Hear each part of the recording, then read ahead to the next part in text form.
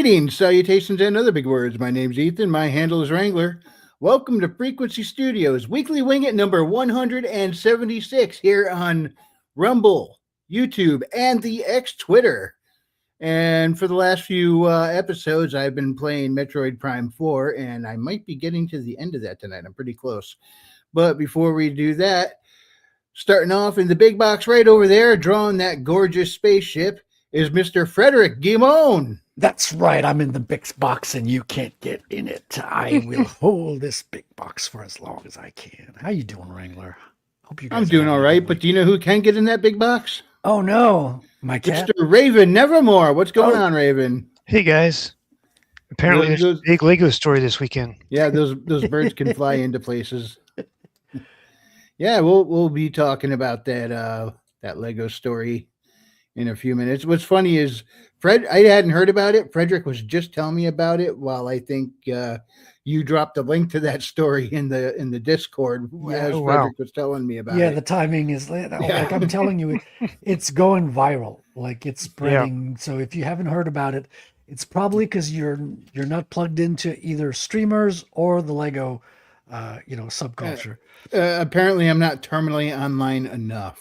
Clearly, because I knew nothing about it. Well, I'm online here. We're all online right now. I mean, we're kind of. It's weird. We kind of live online, yet somehow miss all this stuff. I'm on my art table. I don't know what you're talking about. Yeah, but your art table is also online. Oh no, there's quite a number of lines there. Yes, and lines are getting crossed. Wow, some of them are double crossed too. Yep. And somehow I still end up in my own bubble where I have no clue what's happening because I'm stuck in my own little world. Well, that's how you stay sane in the world today. Well, the world's gone crazy, so I retreat to the one in my head. It's so much cooler there. There you go. At least that's what I tell myself. Let me hit some background music. Let me go to the media assets, and first I'm going to crank down that volume before I turn something on, blow us all out of the water. What should I play something that lets us know it's Monday? That sounds dreadful. Yeah, that's the first thing that happened this morning is, oh great, it's Monday. Let's Emergency. See. Here we go.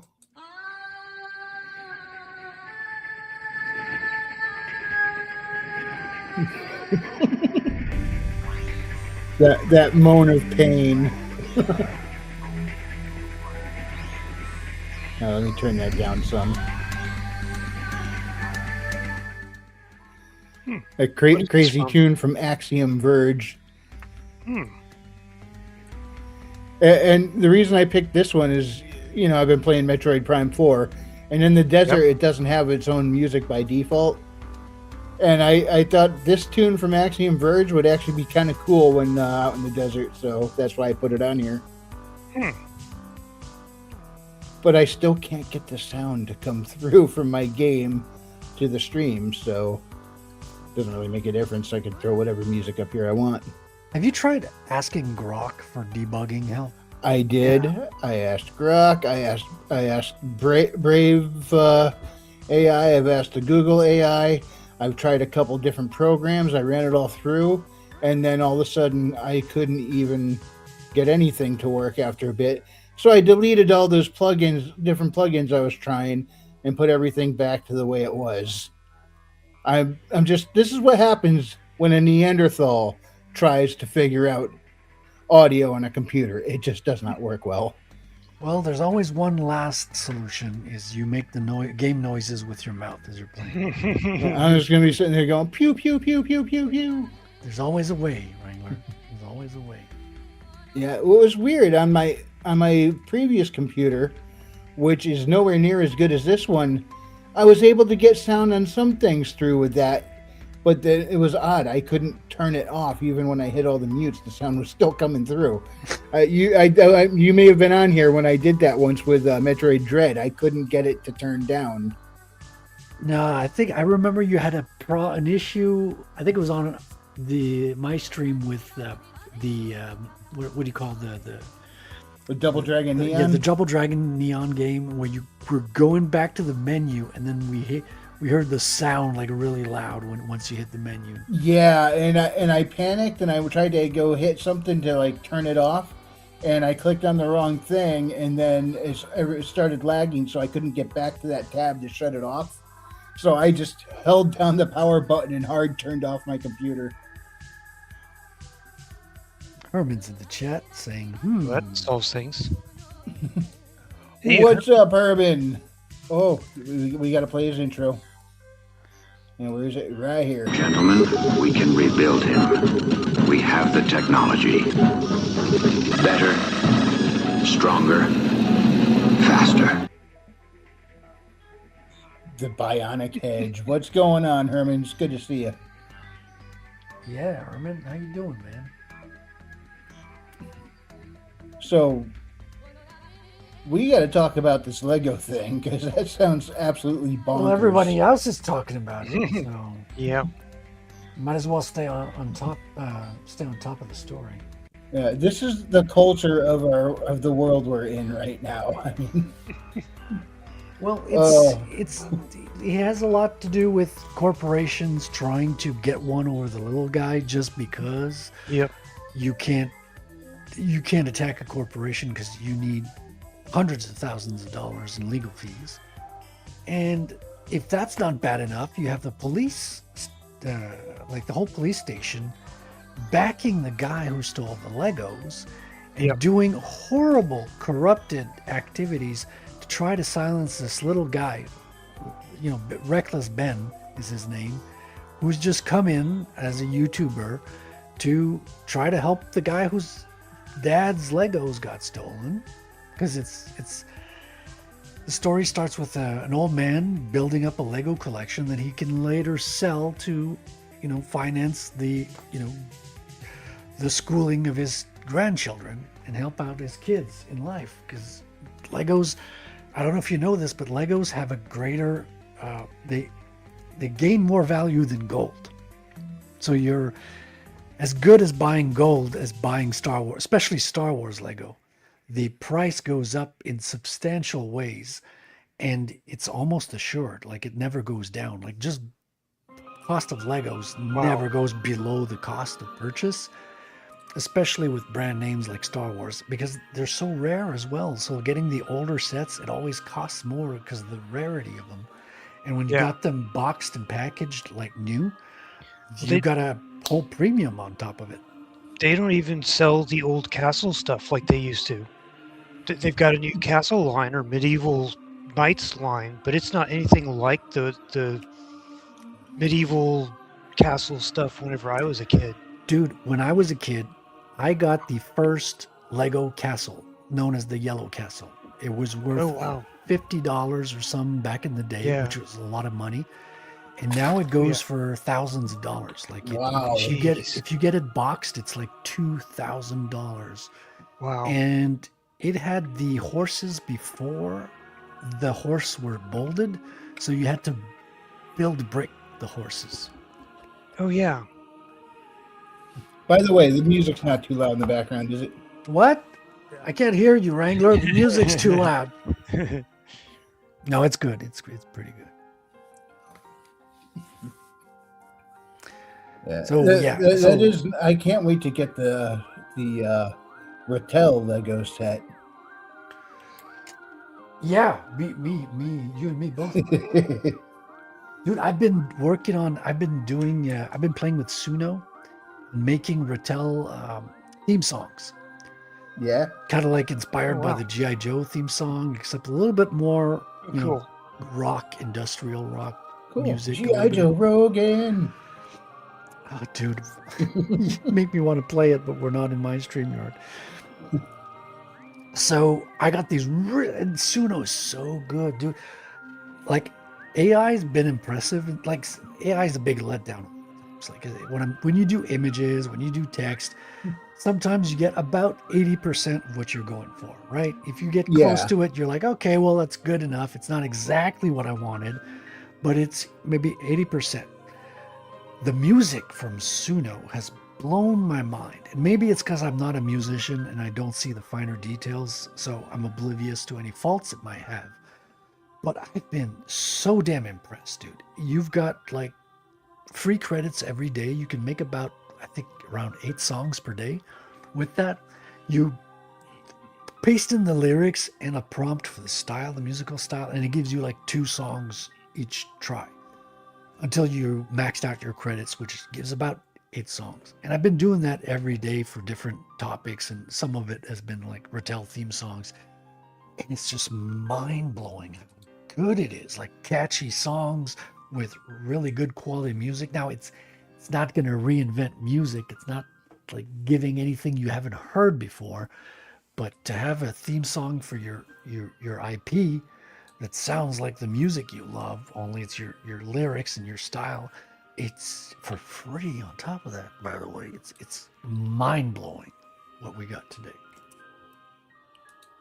Yeah, actually, let me switch the music over to something I made on Suno. I say I made it, but I prompted. You know, I don't make music. I prompt music.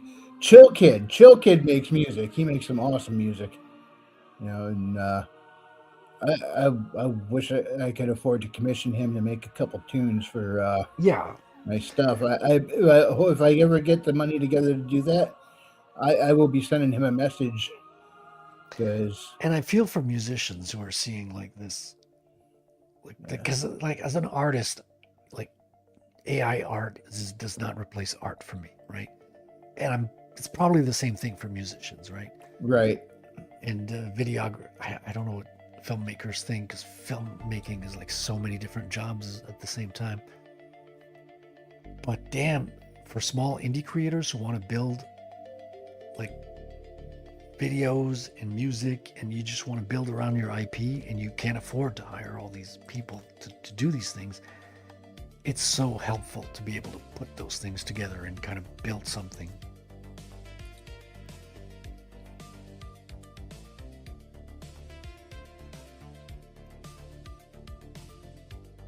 Anyway, the what I'm playing in the background right now is called Galactic Canopy. I things I was telling it was I wanted something that was kind of like atmospheric, gives the impression of exploring an alien jungle, and a few other things, and this is what I came up with.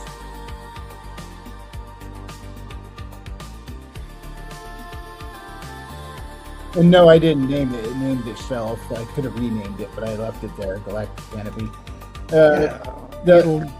It'll give the names itself. I think Yeah. a lot of times it's taken from the lyrics when you have lyrics. Obviously, this is an instrumental piece. Yep. Yeah, no vocals. I mean, you get some background vocalization, but no actual lyrics or anything. But like one of the things I did do, I think I mentioned this a few weeks ago. I wrote a song that was supposed to be something rangers would sing around a campfire, and then put it into Grok and had Grok translate the lyrics into the constructed language I have for the elves in my books.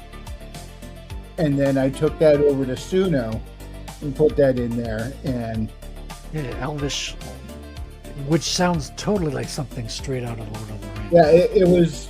Well, the conlang was based on Celtic because they're the elves of Tirnanog, which is part of Celtic folklore. So I wanted a language that was very close to Celtic, but its own thing. And it came up with. Is this the right one? I have 2 songs in that language. But I've noticed when you take the time to write your own lyrics and put them in, it comes out a lot better. Oh no, this is the Elven Thanksgiving hymn. Okay. I didn't know there was an Elven Thanksgiving. Well, I didn't write the words on this one. I wrote what I wanted the song to be about. I had Grok put the lyrics together in this language, and then I brought it over to Suno. Yeah, I did the same thing. Strangely enough, like when you... things are getting blurry. So when I got Grok... this is crazy because I have a compiled document that is all the files I made about my comic book, right? So all the scripts, all the background text, the research, I put it in one file. I fed it to Grok, and I was like, okay, make me a song about this. And obviously the first time around, it's not good. You gotta kind of keep correcting it, taking the best parts, copy pasting. You end up throwing a bunch away, I'm so sure. You're still doing a lot of work with it, but it accelerates the whole process. Oh, big time. Eventually got the lyrics, make a song with it, kicks ass, like really awesome song. And then with one prompt, I can say, okay, now translate it to French. And now I have a French version of the theme song. Awesome. It's crazy. Wow. You can even tell it, translate it to Latin, and it gives you a Latin version. Like there's almost no limits to, especially anything to do with language, because it is a language machine. Yeah. I got like 4 or 5 constructed languages. I have 2 Elvish languages, one based off of Celtic and one based off of French. I have a language for the Sabadarans, which is alien species, and one other alien language. I can't even remember the name of the species off the top of my head. You know, just talking with you guys now, it makes me want to try to translate the song to JavaScript and get Suno to make a JavaScript song. You want to push it to Grok. Grok is going to be so depressed. This language is called Alhir. It looks like it says Althir in English, but I guess pronounced Alhir. You know, it's supposed to be that very soft, flowy. But yeah, this one, the Elven Thanksgiving hymn, was like very haunting and beautiful. I thought it just came out awesome. Yeah, this one's the I'm not even sure how to pronounce the name. It's Antia Gamid. I don't know. It means what the Rangers call home. Oh, that's a good title. Yeah, the only language I've specified in the current story that I'm working on has been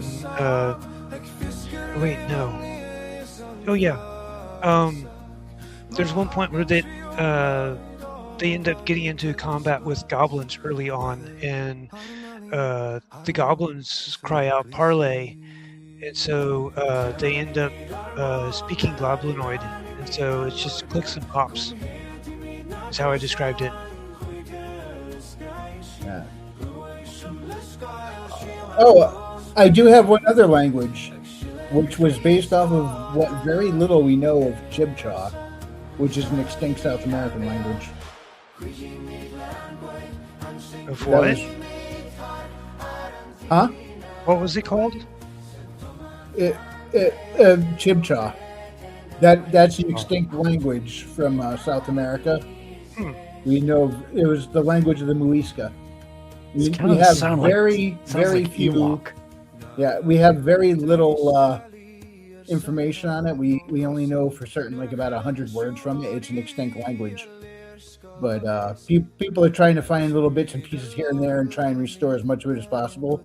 And I tasked Grok with creating a new language for an fictional uncontacted tribe that, if tribe is even the right word, for that was rooted in Chibchaw, but its own language. And the language, it's called the name of the character that speaks it in my book, because her whole tribe was, or people or whatever, they were wiped out by a cartel who was trafficking people. They captured all her family, everyone she knows. They're all dead because of this cartel. They had her captured. They were just going to sell her, and she escaped. And she's one of the characters that the main characters in my book find. And they have, even with their translators, they're having issues because it's a completely unknown language. And it takes a while after her talking for a while for the translators to start to pick up the patterns and then finally start to be able to understand her language. So there's that barrier there for a while. But the character's name is Eureka, Not Eureka, Eureka. It, but and the language itself is called Eureka. Wait, were you like thinking of her name, looking for her name for a long time, and at one point you yelled out Eureka? No, I looked up lists of Muisca or South American names, and I just looked through a bunch, and I finally picked one that I thought suited her best. Speaking of South American, we're going to have a guest on Proof of Comics in 2 weeks from Brazil. An incredibly talented artist called Alan Goldman. Oh, yeah? Yes, sir. We had him on the Commandos this Saturday, and it was such a good talk. I was brief a little bit. He had to leave a little bit early. But I reached out to him and asked him if he wanted to be on Proof of Comics. And he said he's watched it a couple of times. And he was looking forward to coming on and drawing with us. So I think he's going to be drawing on stream as well. Which is going to be super nice. That's awesome. Yeah. Eureka is technically a citizen of Brazil. Because that's where her people were located, just over the Colombian border. So there was some discussion, where does she go now that her tribe's wiped out, and but technically she's a citizen of Brazil. However, it's in an alternate history where the whole world is in disarray. There's stuff going on. It takes place during the Great Tribulation, and everyone's trying to enforce everyone to take the mark in order to buy, sell, or trade, all that stuff. Nobody else can speak her language. So she ended up going back to the U.S. with the others under protective custody. And even though that was set up with the Colombian government, because that's where the cartel was operating, where she was being held. So, not to change topics or anything, but real quick, I think I fixed the nose a little bit. I was looking at the planning from up top and changed the shape of the nose a little bit. You can tell me what you think. From up top? I was looking at the plan view from top view. Oh, gotcha. Which allowed me to see the shape a little bit better. So I fixed it, gave it a little bit of a straight edge. So I moved it about a 1/4 inch in on both sides. Yeah. And it's got a sharper edge to it. So let me know if there's anything you see that needs to be tweaked or shaped.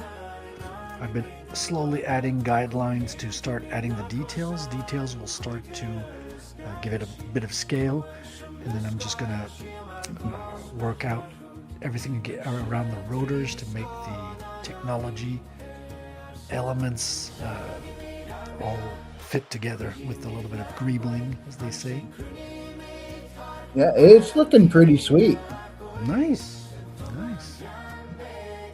Hold on.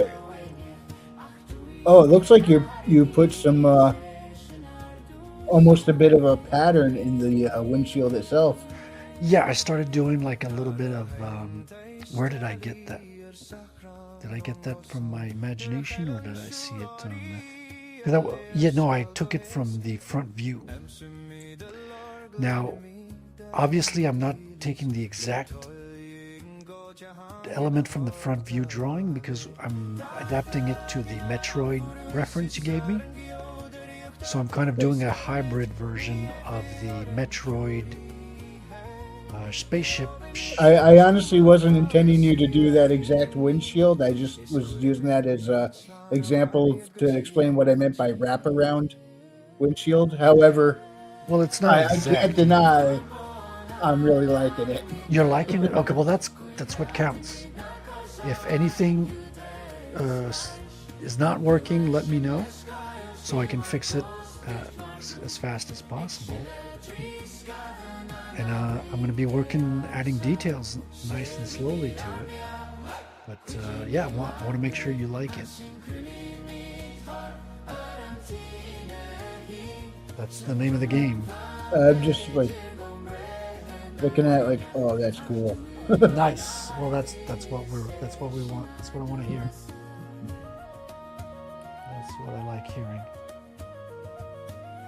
Yeah, we're looking at a space-capable airplane here while I'm playing something that's more akin to fantasy. Yeah. Let me change up the tune here because I think that's looped through a couple times already.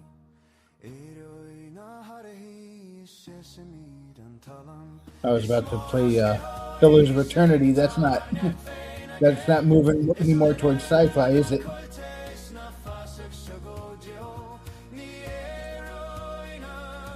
All right, let's see. I'm gonna go back to Galactic Canopy. Oh, there we go.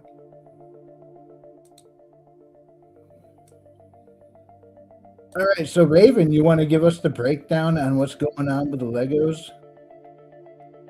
Do you have all that info, or I are have you still some just of it. dipping in? It's really wild, and part of that makes it hard to keep track of everything that went on. But from I can what fill in anything that you're missing. I can probably fill in. I watched the Reckless Ben video, the first one and the second one, as well as the Asmongold rewatching it. So I've watched it twice so far. Okay. So we talked about it a bit earlier, where the old guy had about, what was it, $200,000 worth of Legos, and Specifically Star Wars Legos. yeah, and his son took them to this place, Brick and Things or something. Brick and minifigs. Minifigs, that's what it is, and they sell by consignment, so they Well, don't. actually, they don't. They are supposed to not do that, but the place that he went to accepted a consignment despite corporate not endorsing that. Huh. Okay. Yeah, that's one of the thorns in this story. Wow. Okay. So that now I can see why there's this other problem. So they were listed for sale for consignment, and the owner of this store put together a contract, and the contract says it's still belongs to the guy until the stuff is sold or something, and I don't know. Something happened where the store owner's husband was sick, or for some reason had to go back to their country, and so she called corporate to try to figure out some things and work some things out or something. She wanted to sell the franchise to somebody else, and I think in a month or something. And it's one of those things, when you tell your job, yeah, I'm gonna quit in a month, and then they come back to you 2 hours later, yeah, no, you're leaving the building today. Yeah, it's kind of that she said she wanted to leave in a month, and then they came in and took over the place. Yeah, and she kind of panicked. She was like, well, I have to take care of the inventory tonight Yeah. and stuff. And they're like, no, you're leaving now. And she says, well, I have some stuff on consignment. And the dude, they showed up and walked her out. they walked her out, and the dude on security cam, because she was able to retrieve the footage, which this is super important. That was lucky.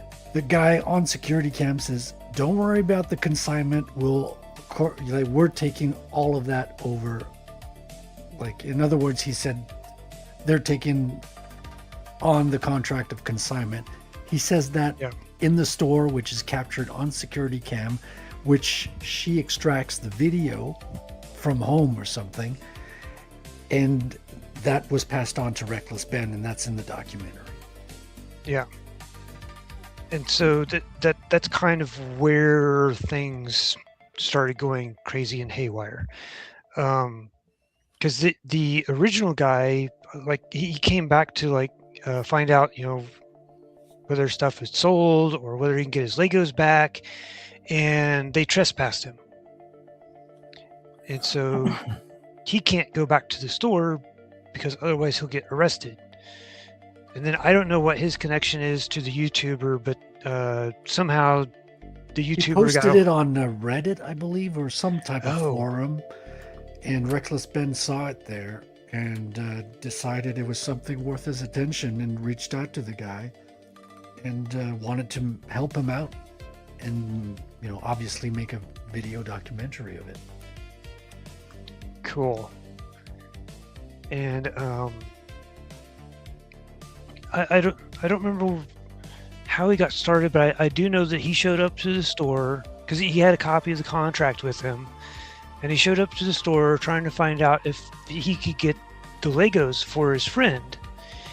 And the lady working the counter trespassed him. Like, she called the cops, and the cop showed up and is like, sorry, but they've trespassed you. You need to leave. And he couldn't get the cop to look into the crime because it's a civil issue, not a criminal issue, and the cops can only look into criminal issues, not civil issues. And so... And the owner of the franchise has the cops in his pocket. We're not sure why, but the main working theory is that he probably donates a lot of money to the police, the local police station, and they're all Mormons. It's a Mormon police station in a Mormon town in Utah. And I thought the original thing was like in Oregon or something. Yes, you're right. It's in Oregon. I don't know where I got Utah. Well, I know there's. Oh, is that the corporate? That's a corporate, I think. Could be corporate. Yeah. Okay. Because there's lawsuits there, and I think that's where they hauled him into jail or something. Yeah, because you got where the owner lives is probably in that Mormon town. I'm not sure if it's in Utah or not.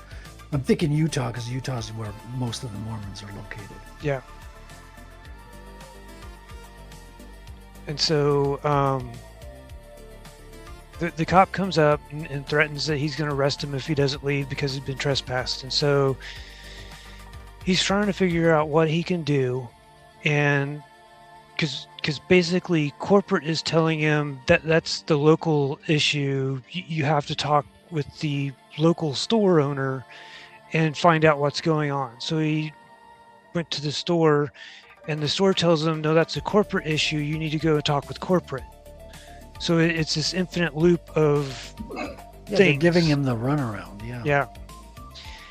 And so he's looking at things, and apparently this is all legal corporate stuff, so that you can't go after either person in the situation or something. Yeah, so at one point they do research on one of the owners, because there's two owners to that franchise. Yeah. And he finds out that he's a specialist, like he does conferences on how to avoid getting summoned in legal matters, like how to avoid law. So he's an expert in avoiding lawsuits. So he's basically the final boss of trying to get payback. You know what I mean? And so what the YouTuber decides to do is he's going to do the same thing. And he comes up with a company called We Steal from Old People or something. What? Yeah, so the context for that is they take Brick and Minifig's logo. Yeah.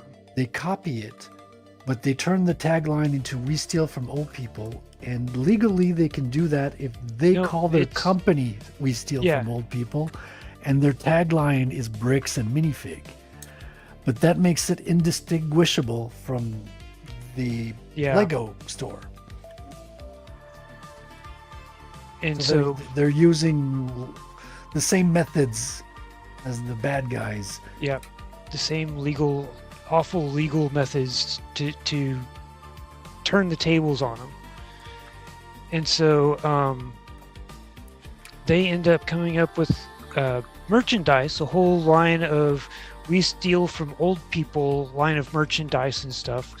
And they've set up a table outside the Bricks and Minifigs store, and they're doing their advertising and selling and stuff.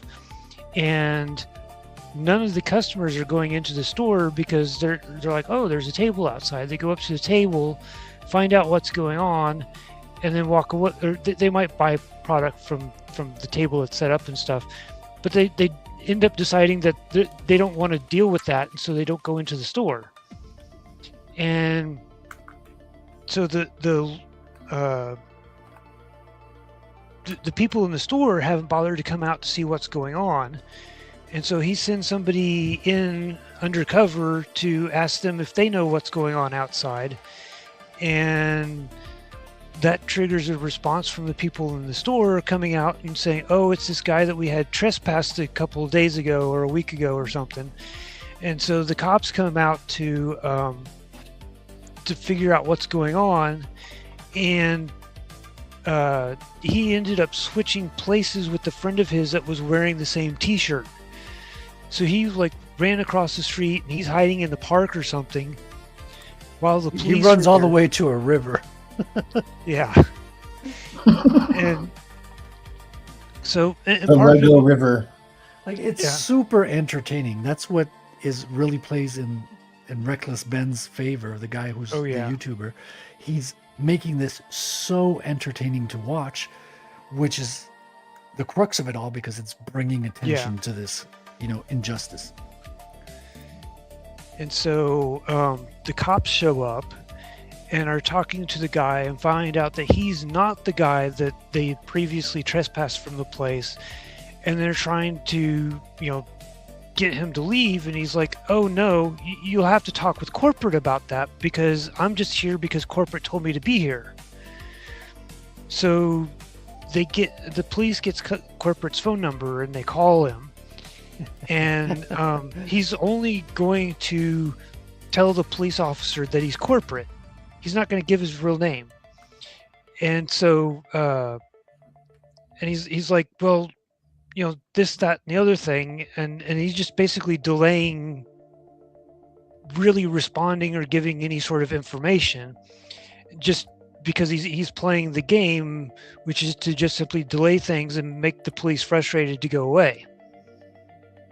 And so there's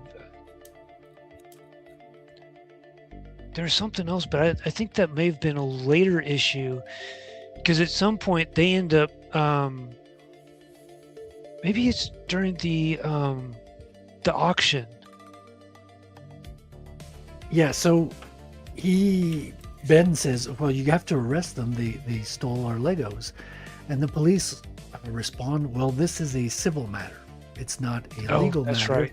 Because the Legos were not stolen. You just had a bad business deal. Yeah. What? The cops don't intervene in that case. You have to go through civil court. Basically, you have to sue them. And so Reckless Ben does a little bit of research on that. He understands the difference between civil and criminal law. And then he finds a loophole in that one element of criminal law is stealing from a lottery. So he decides to auction off the Legos that belong That's what it to was. his friend. Well, one of them. One of them, yeah. So he auctions off one of the Legos that belong to his friend but are under the possession of Bricks and Minifigs. So he sets up an auction. You need to have either, 6 months legal paperwork to get it, or a religion. And since he had already set up a religion when he was looking into Scientology, he created a religion called the Church of Scientology Sucks. So And he had that set up like years ago or something. yeah, when he was doing that other series. So he was able to use that, make a copy in Oregon, and then create the lottery legally from that. Yeah. And so he goes to claim the Lego at the store, which obviously they don't give him.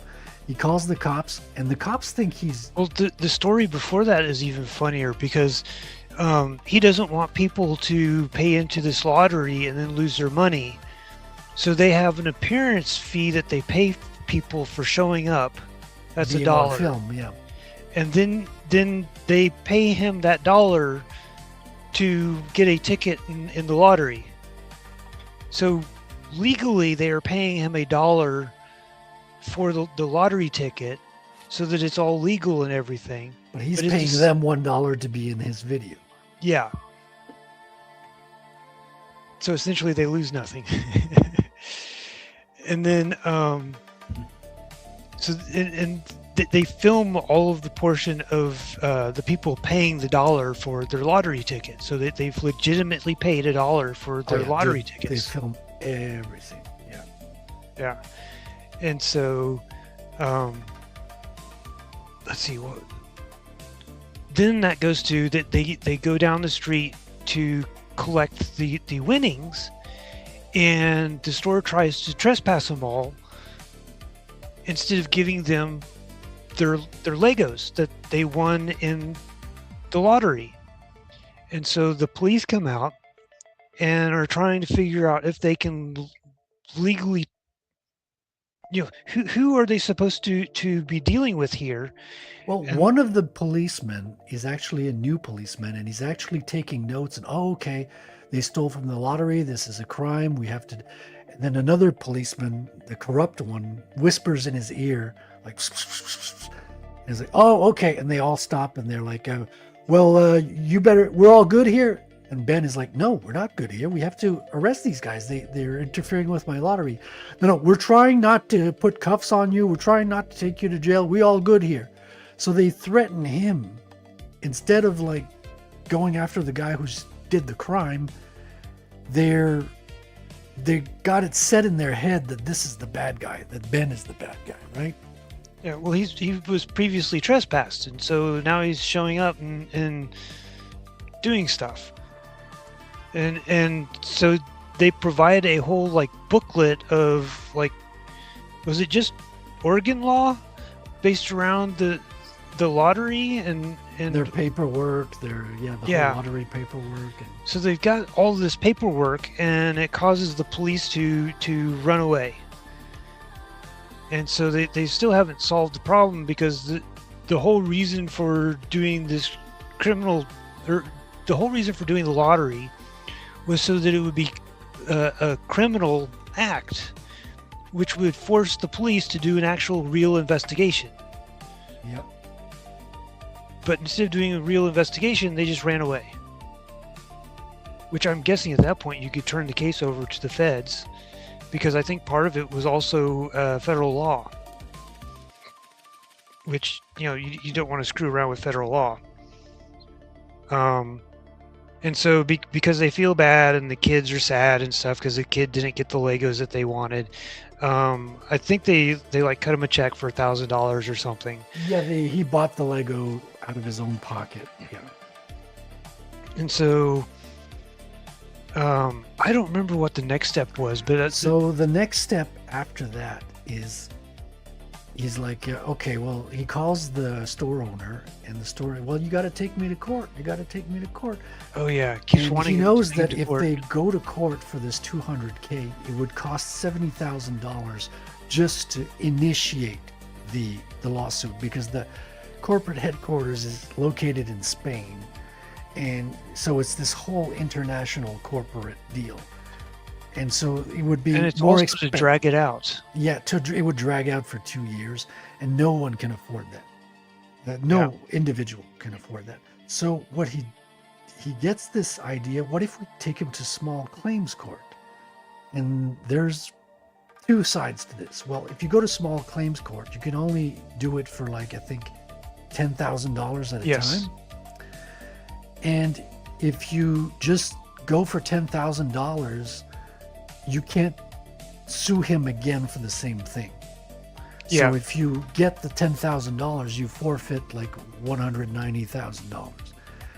But Ben gets another genius idea. I'm telling you, the guy, you think he's like 2 IQ, but he's 200 IQ, as it says. He's a genius that's retard maxing. So he's like, what if we sell the company to 20 people, the Legos, to 20 people, and they each have like 1/20th of the lot, and they each sue him for $10,000, which is what they do. They go to small claims court with 20 pursuants, each suing for $10,000. They get so that they do it all legal like too. So like they get a credit card, and they take a loan out for the $10,000. Pay the guy the $10,000 to buy $10,000 worth of his Legos. On a thereby contract. They become the owner. Yeah, with a what is it, the signatory or whatever, the person, the official person that can watch somebody signing a document and stamp the fact that it's been legally signed and everything. So now they legally own this property that the store is stolen. Exactly. And then yeah, they take each one of them to small claims court, and they serve the papers to the store, and the store. But before they serve the papers to the store, they want to get the store to start ignoring them, so they give them a prize award for having, like, a Guinness Book of World Records, having stolen more money than like these specific stores. Having stolen the most Legos in the world. Not the entire corporation. The specific store has stolen more money from any customer ever, and so that gets the manager there to be mad and pissed off and stuff, and basically it prepares them to ignore stuff that's coming through the mail. And then they start serving the papers, and of course, because he's been trespassed, he can't.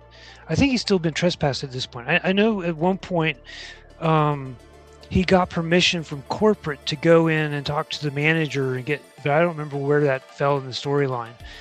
And even so, when he walks in, immediately calls the cops to trespass him again and say, "Hey, this guy, we trespassed this guy last week, and he's back. Could you please come and get rid of him?" Well, they're trying to talk with her and stuff, and they leave the store, and then they stick around to see if the cops show up. Well, the cops never show up, so they think they can do something with that.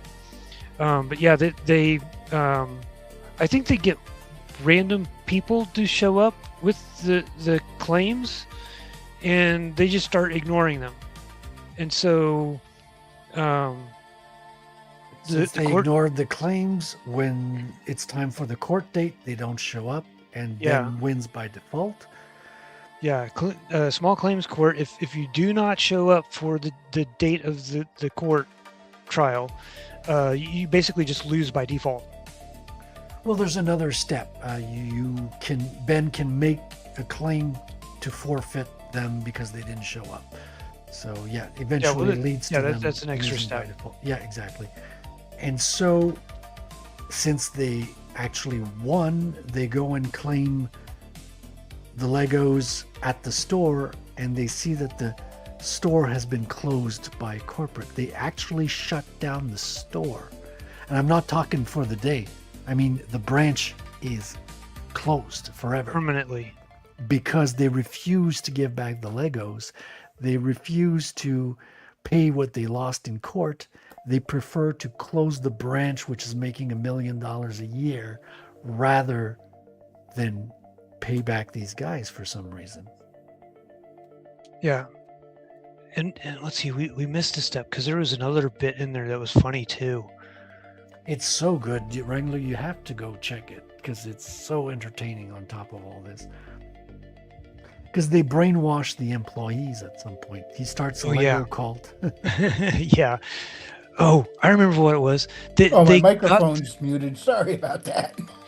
They got the manager to sign a legal document, like, towards the beginning of this as well, that says that she has to pay them like $5,000 every time she calls the cops on them. He does things before the whole documentary starts. He does things that he only tells you about later, like an ace in his sleeve, Yeah. Go ahead, Raven. I didn't mean to interrupt you. No. So like, even before the first time that she trespasses them, they've gotten her to sign this document that says that something along the lines of, by signing this document, you cannot trespass me from the building, and you will owe us $5,000 every time you call the cops on us. No, not for every time. For every cop that shows up. Oh, right.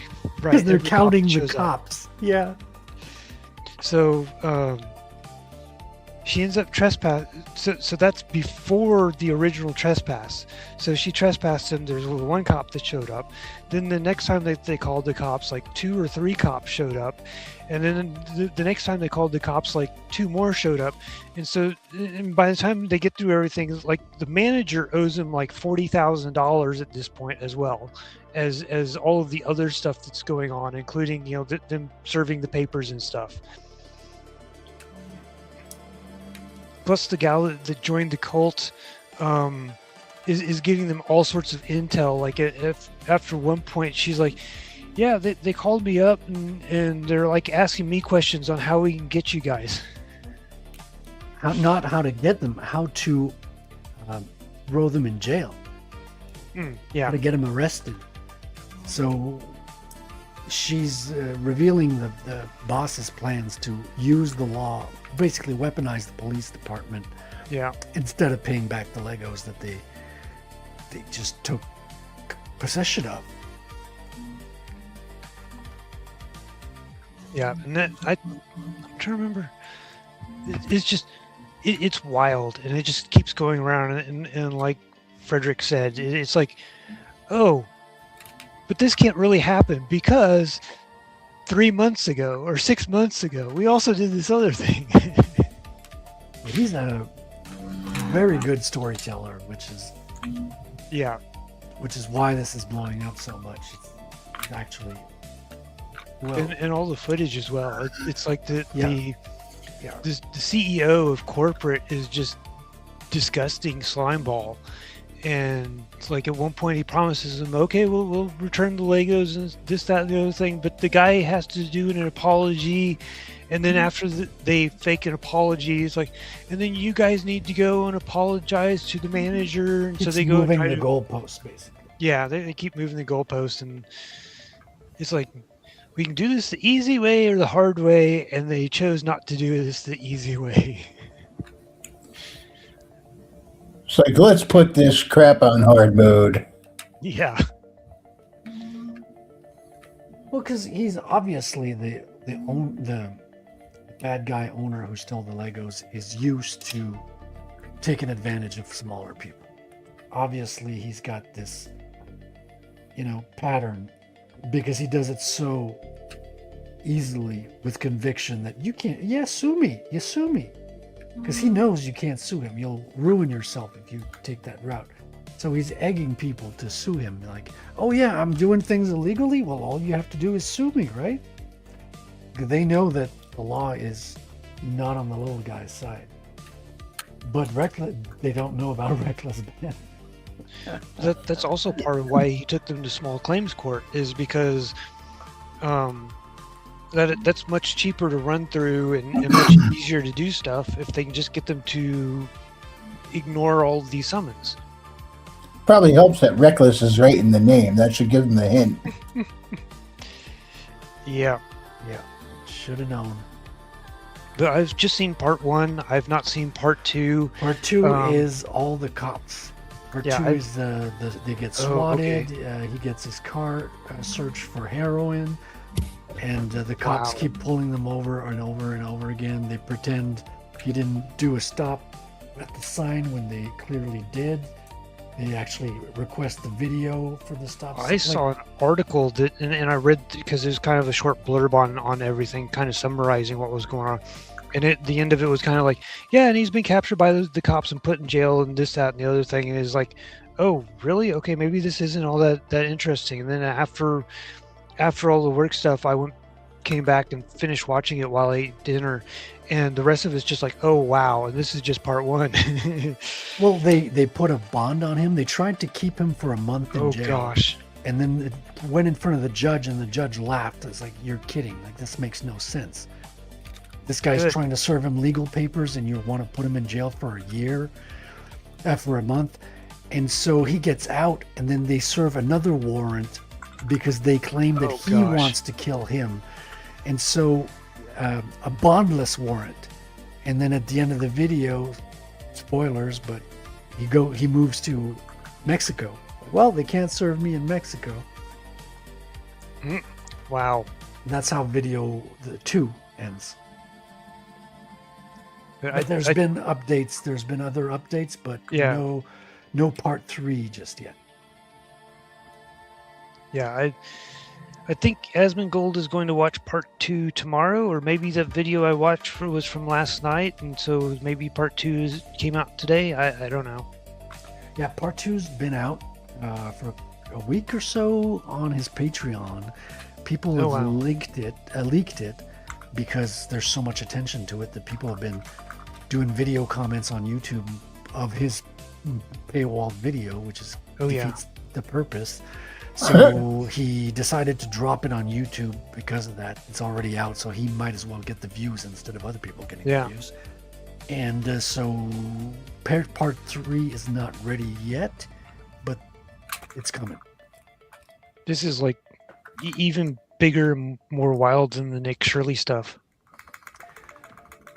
And I think part of that's just because of the storytelling. Yeah, it's more entertaining. And it's also Keystone Cops level. Like they're and when it's always good video when people just flat out lie, but you have the video of it lying. Like I've always found, like that's what so fascinating about Scientology is they will lie to your face, but you have the video proof that they're lying. Oh yeah.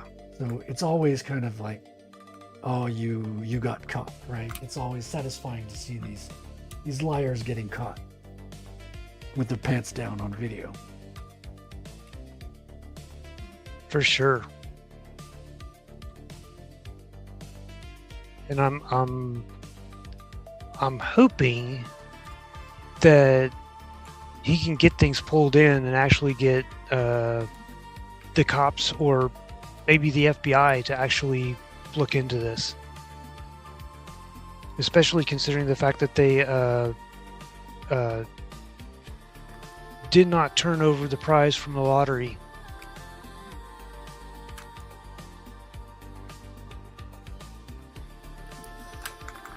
And just think, all of this is over Legos. Yeah, $200,000 worth of Legos. Yeah, that's half a house. Yeah. A real house, not a Lego house. Yeah, man, oh crap, I need to look at that, go through the papers tonight. Yeah, I reached the end of May and I have not found a house, so I'm gonna have to sign papers for renting for another year. And then I'm guessing I'm probably going to find a house in the fall, hopefully. Because the foreclosures really haven't started selling yet.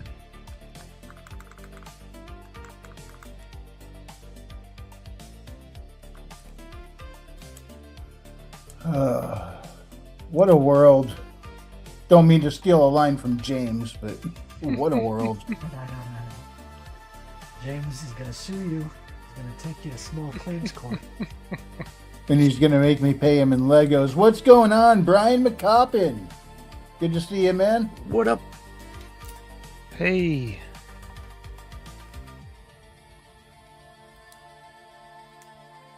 Okay. I want to go this way, I think. Yes.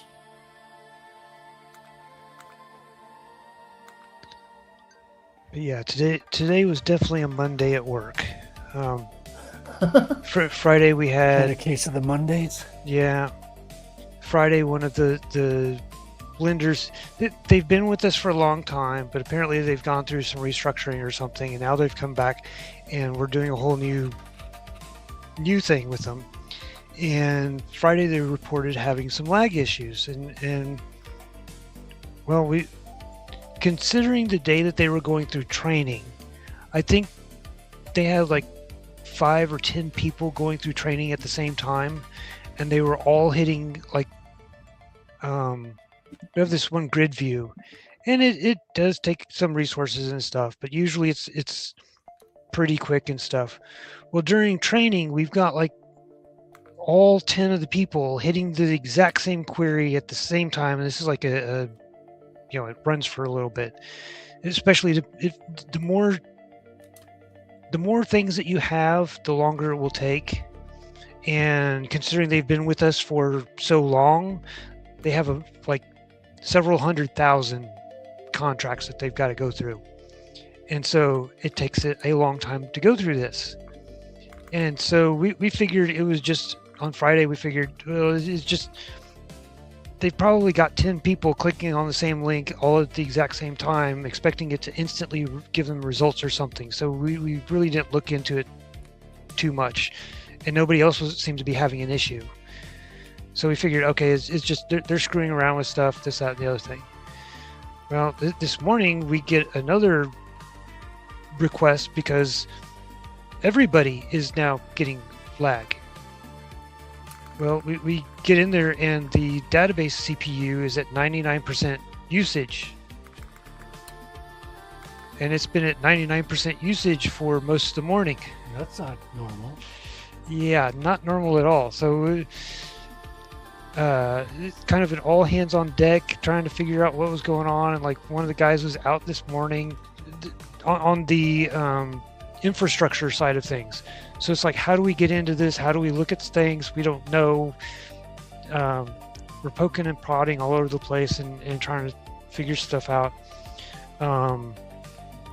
We got some changes directly added to the database, and then we kind of were looking at the query, because it's a stupidly massive query.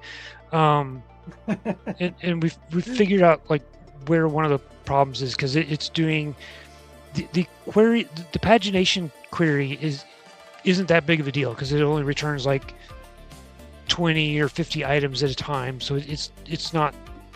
And then once it sends that, it's waiting for the next request to, or it's slowly working in the background to prepare the next however many for the pagination. And so that's not a huge deal. Where the huge deal comes in is the count query that says count all of the, give us a maximum number of accounts so that we know how to do the pagination. How many pages are there, that sort of thing. And it's like joining to like 20 different tables, and like I guess like maybe 5 of those are to one. Like there's one table that gives us a lot of text values for different flags and stuff, and so we have to connect to that multiple times based upon the type, like the product type or whatever. And so it joins to that table those multiple times, included in all of those tables. And so it's just this big, huge, massive thing, and we're looking at it, trying to figure some things out if we can decrease this, and kind of talked it through. And one of the guys went and made a hot fix for it, and they're deploying that tonight. So I've been watching to see if anybody's pinging me yet, and nobody's pinged me yet. Yeah, you got to stay on top of it. Yeah, so I think they got it released, and I think the QA is doing testing now, so I'm hoping stuff is okay. You're going to be sleeping lightly tonight. Well, the QA tested it out on the lower environments, so we did full regression tests on it and stuff, and since it's one of the big queries and stuff, if it breaks somewhere, we should know fairly quickly. It's just, how is this going to work out in the long term? But yeah, we need to do some redesigns on some of that. It's been one of those things where nobody wants to touch it, because if you break it, you break a lot of things. Yeah, of course. Yeah. Oh no, they released the footage of the guy who got knifed in England. Britain. Yeah. And where? The 18-year-old who got knifed by a Sikh. A Sikh, whatever you call him. Yeah, Sikh. Yeah. So the cops came in and put the cuffs on the 18-year-old who was knifed, and let him bleed to death because he said something racist, which is worse than getting knifed. Oh gosh, I heard something about that. I did not know that the kid died. Yeah. So the guy knifed. I heard they arrested him. Well, they didn't have time to arrest him. They put the cuffs on him because the Sikh guy says he said something racist, And so he's bleeding out with his handcuffs, and he dies on the spot, thanks to the British police. Well, you got to understand, the Sikh had something racist told to him, which is 10 times worse than getting knifed. And the Sikh's mom came in to hide the evidence, and now they're putting charges on the Sikh, which was first murder, now was dropped to manslaughter. Oh gosh. And they did not want to release the body cam footage. And now I just refreshed YouTube with Asmund Gold saying body cam released. Good. So apparently it's out. I don't know the contents of it though. Don't ask me. We're gonna have to watch it. This is bonkers. Crazy. But then again, I guess the British people voted to not be able to protect themselves against. Well, it's a nanny state for a reason. Allegedly, because like you have to believe that the voting system is fair and balanced. Because and you got to take into consideration that these, same as in Canada, we are a people that have been bombarded with propaganda, told that we're evil white colonizers, and that we have to. Same here. Yeah. So I think we have to be understanding of the British people, because their mind has been fucked with for generations now. Ever since Second World War, it's been hell. Here's what I don't understand. The more they let unvetted immigrants into a country, the more they have problems with sexual assaults happening to a lot of women. Right? Yeah, because the whites, the non-religious of their religion, are like cattle. So but what I don't understand is, why is it mostly women defending these people coming in? Because women base their decisions on emotion and social status, and they have been pushing. They've been showing these Muslims and immigrants as poor victims of racism. Yeah. So women want to be virtuous because they're at the top of the food chain. They have no real battle in their lives. So they are fighting on behalf of the poor immigrants who have been discriminated against because of bad racism. And so it's propaganda, right? Their minds are warped. Yeah. You got to watch Homath on that, because he goes through and talks about it, because they all collectively lie to show that they're all working together and they're all part of the sisterhood. Now, you mentioned Muslim. Is it Muslim or Islamist? Because I do think there's a difference, right? Even though Muslims worship Islam. Very similar. Well, it's regardless of which it is, because you also have Indians, you also have other denominations. The idea is to dilute the white Christians as much as possible, because they're the real threat to the Jewish supremacy in the one world government that's coming up. This is all bonkers. Of course. They're just getting out of hand all the time. Can't we all just go back to our corners and think about it? Well, some people want slaves. Some people want to turn us all into slaves, and they're the chosen people. So they're coming for us to become their slaves. Yep. And if we don't fight for it, our kids are going to be their slaves. Yep. The Western world has become very feminized, and we're feminizing ourselves into slavery. I keep hearing people say suicide by empathy. Yeah. You want to be good and virtuous, so sell yourself off to slavery. Or sell your sons off. Yeah. Yeah, it's bonkers. This collectivist thinking is very feminine. Or feminist. Oh, both.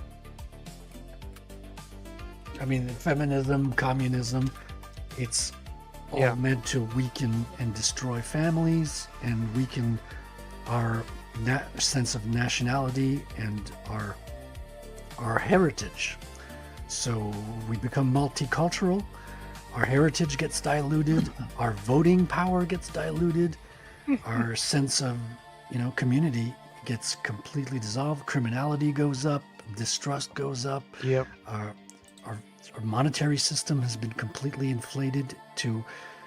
I saw a post by a guy who's a lawyer, and he's like, he can't rent the same flat that he was renting at 27 when he was a busboy.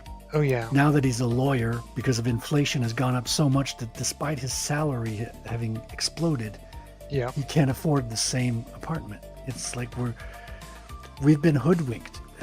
Usury should be against the law, but Yep. usury is allowed, and usury is applied to everyone except for one group of people. Yep. Like Herman's, virtue ain't my bag, baby.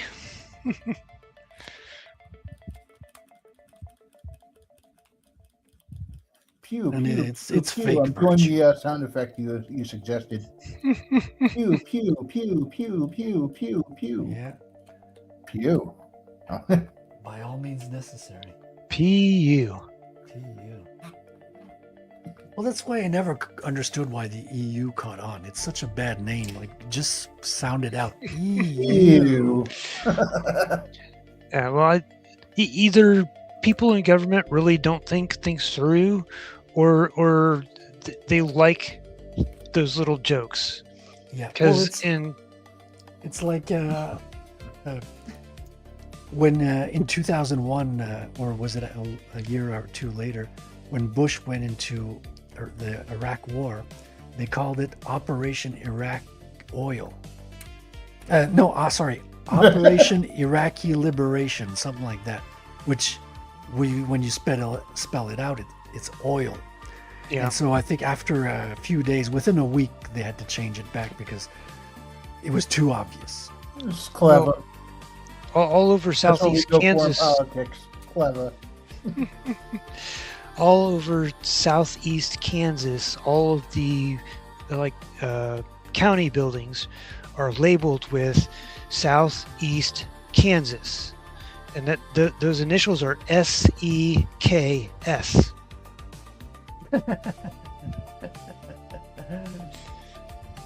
Nice. And when I first moved down there, I'm like, why is this word all over all of these buildings? And people told me what it stood for, and I was like, okay, that makes sense, but why? Somebody had a sense of humor, I guess. Yeah, everyone looks the other way, so these things keep happening. Well, they have a saying in Japan that the nail that sticks out gets hammered first. Yep. It's the group mentality. You're like, I'm not going to be the first one to stick my head out because I'm going to get hit hard.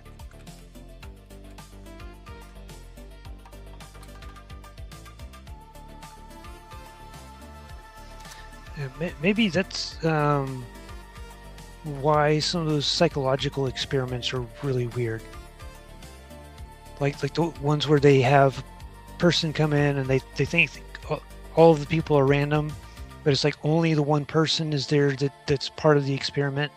The rest of them are like actors or something, and they're like told to pick out like the longest line in a group, and all of the actors pick the wrong one. Well, hello, kitty. Soon the comic will be printed and everything will be according to plan.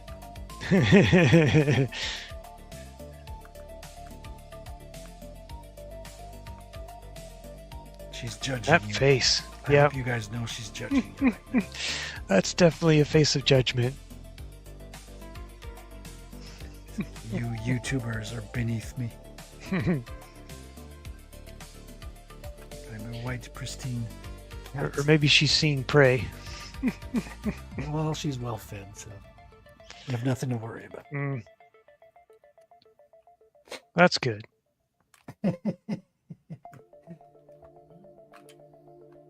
All right, I need a break.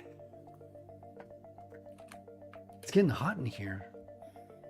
It's Yeah. weird. Wrangler's like, yeah, I'm not talking about the YouTube, Wrangler. That's kind of why I got the fan blowing on me.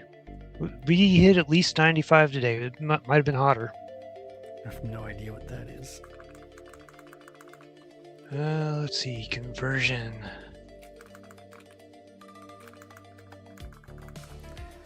Into Celsius. We have to rename our degrees in Celsius. It says 35 in Celsius. Ouch. Wow, that's crazy. The paint would be melting. Peeling off the walls. Yeah, I think the hottest I've ever seen is like 33.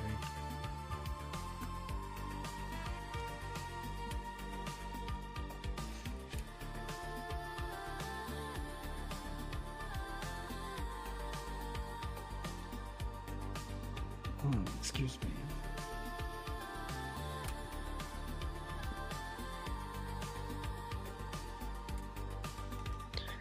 I do have air conditioning keeping it down a bit, but I'm just more comfortable with the fan rather than freezing to death. Especially, I don't like freezing to death whenever it's hot outside. That seems really stupid.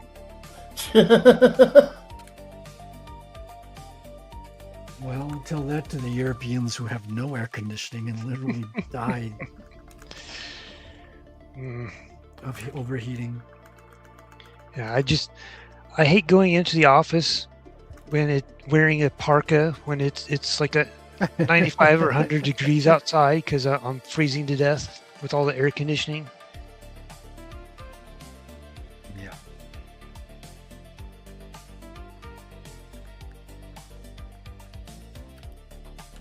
So, some air conditioning is good, but you know there's limits to how cold I want to be.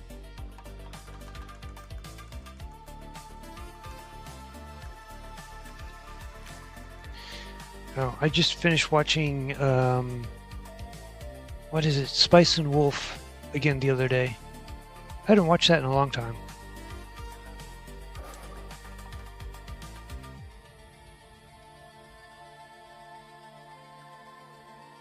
Yeah, I've never watched it. That's the Japanese. Yeah, it's an anime series.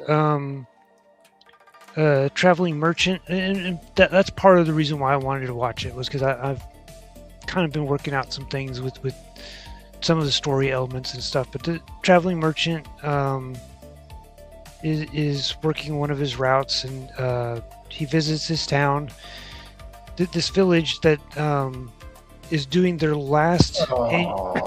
Excuse me. I shouldn't have done that. Did you die? No, I went, oh, cool. What's this contraption do? And it sent me all the way back to like the beginning of the areas I was running through. Oh, it's a negative warp zone. Yeah, it was supposed. I see what it's there for. It's meant for me to have a easy get out after I'm done with my mission in here. Problem is, Now you got to redo it all. yep. It's like in Super Mario Lost Levels, the Japanese number of Super Mario Brothers 2. They had negative warp zones that took you back to the first level. Oh gosh. Well, at least where it sent me back is right by a save station, so I can just save, recharge all my stuff. But still, I was like almost to the room I was trying to get to, and I did that. It's like it's a one-way. I imagine it's a one-way ride, right? You can't go back and yep. the other way. And I had to fight a whole bunch of really obnoxious robots that are difficult to deal with, and it took away half my health in the process, but I got it done. I'm like, oh, before I go through that door, I want to see what this does, and it just rocketed me back. Yeah, I'm gonna fight some robots tonight too. Like I got done with the James Bond mission, the story mission, and that opens up what they call the TAC-SIM, the tactical simulator. So you can go like through tutorials and fight robot dummies and practice your techniques, your fighting techniques and shooting skills, and all sorts of stuff. Oh, these robots are dummies, but when they hit you, they pack a punch. Yeah, you got to fight some hardcore, like Tesla type robots in the James Bond game, and you cannot fight them physically. You have to use your environment to destroy them because they'll crush you. It's a big part of that game is using the environment all the time. Like you have to look around, interact. You got a watch that can hack stuff, and you got to be able to be aware of what's around you because that's the only way to survive. Like I got stuck in shootouts with mercenaries, and you can't shoot them all. There's too many, so you have to find, okay, where are the fuel canisters? Where are the things that are going to blow up? So I can take like 5 of them out with one bullet, right? And that's how you get through the game. At least the tough spots.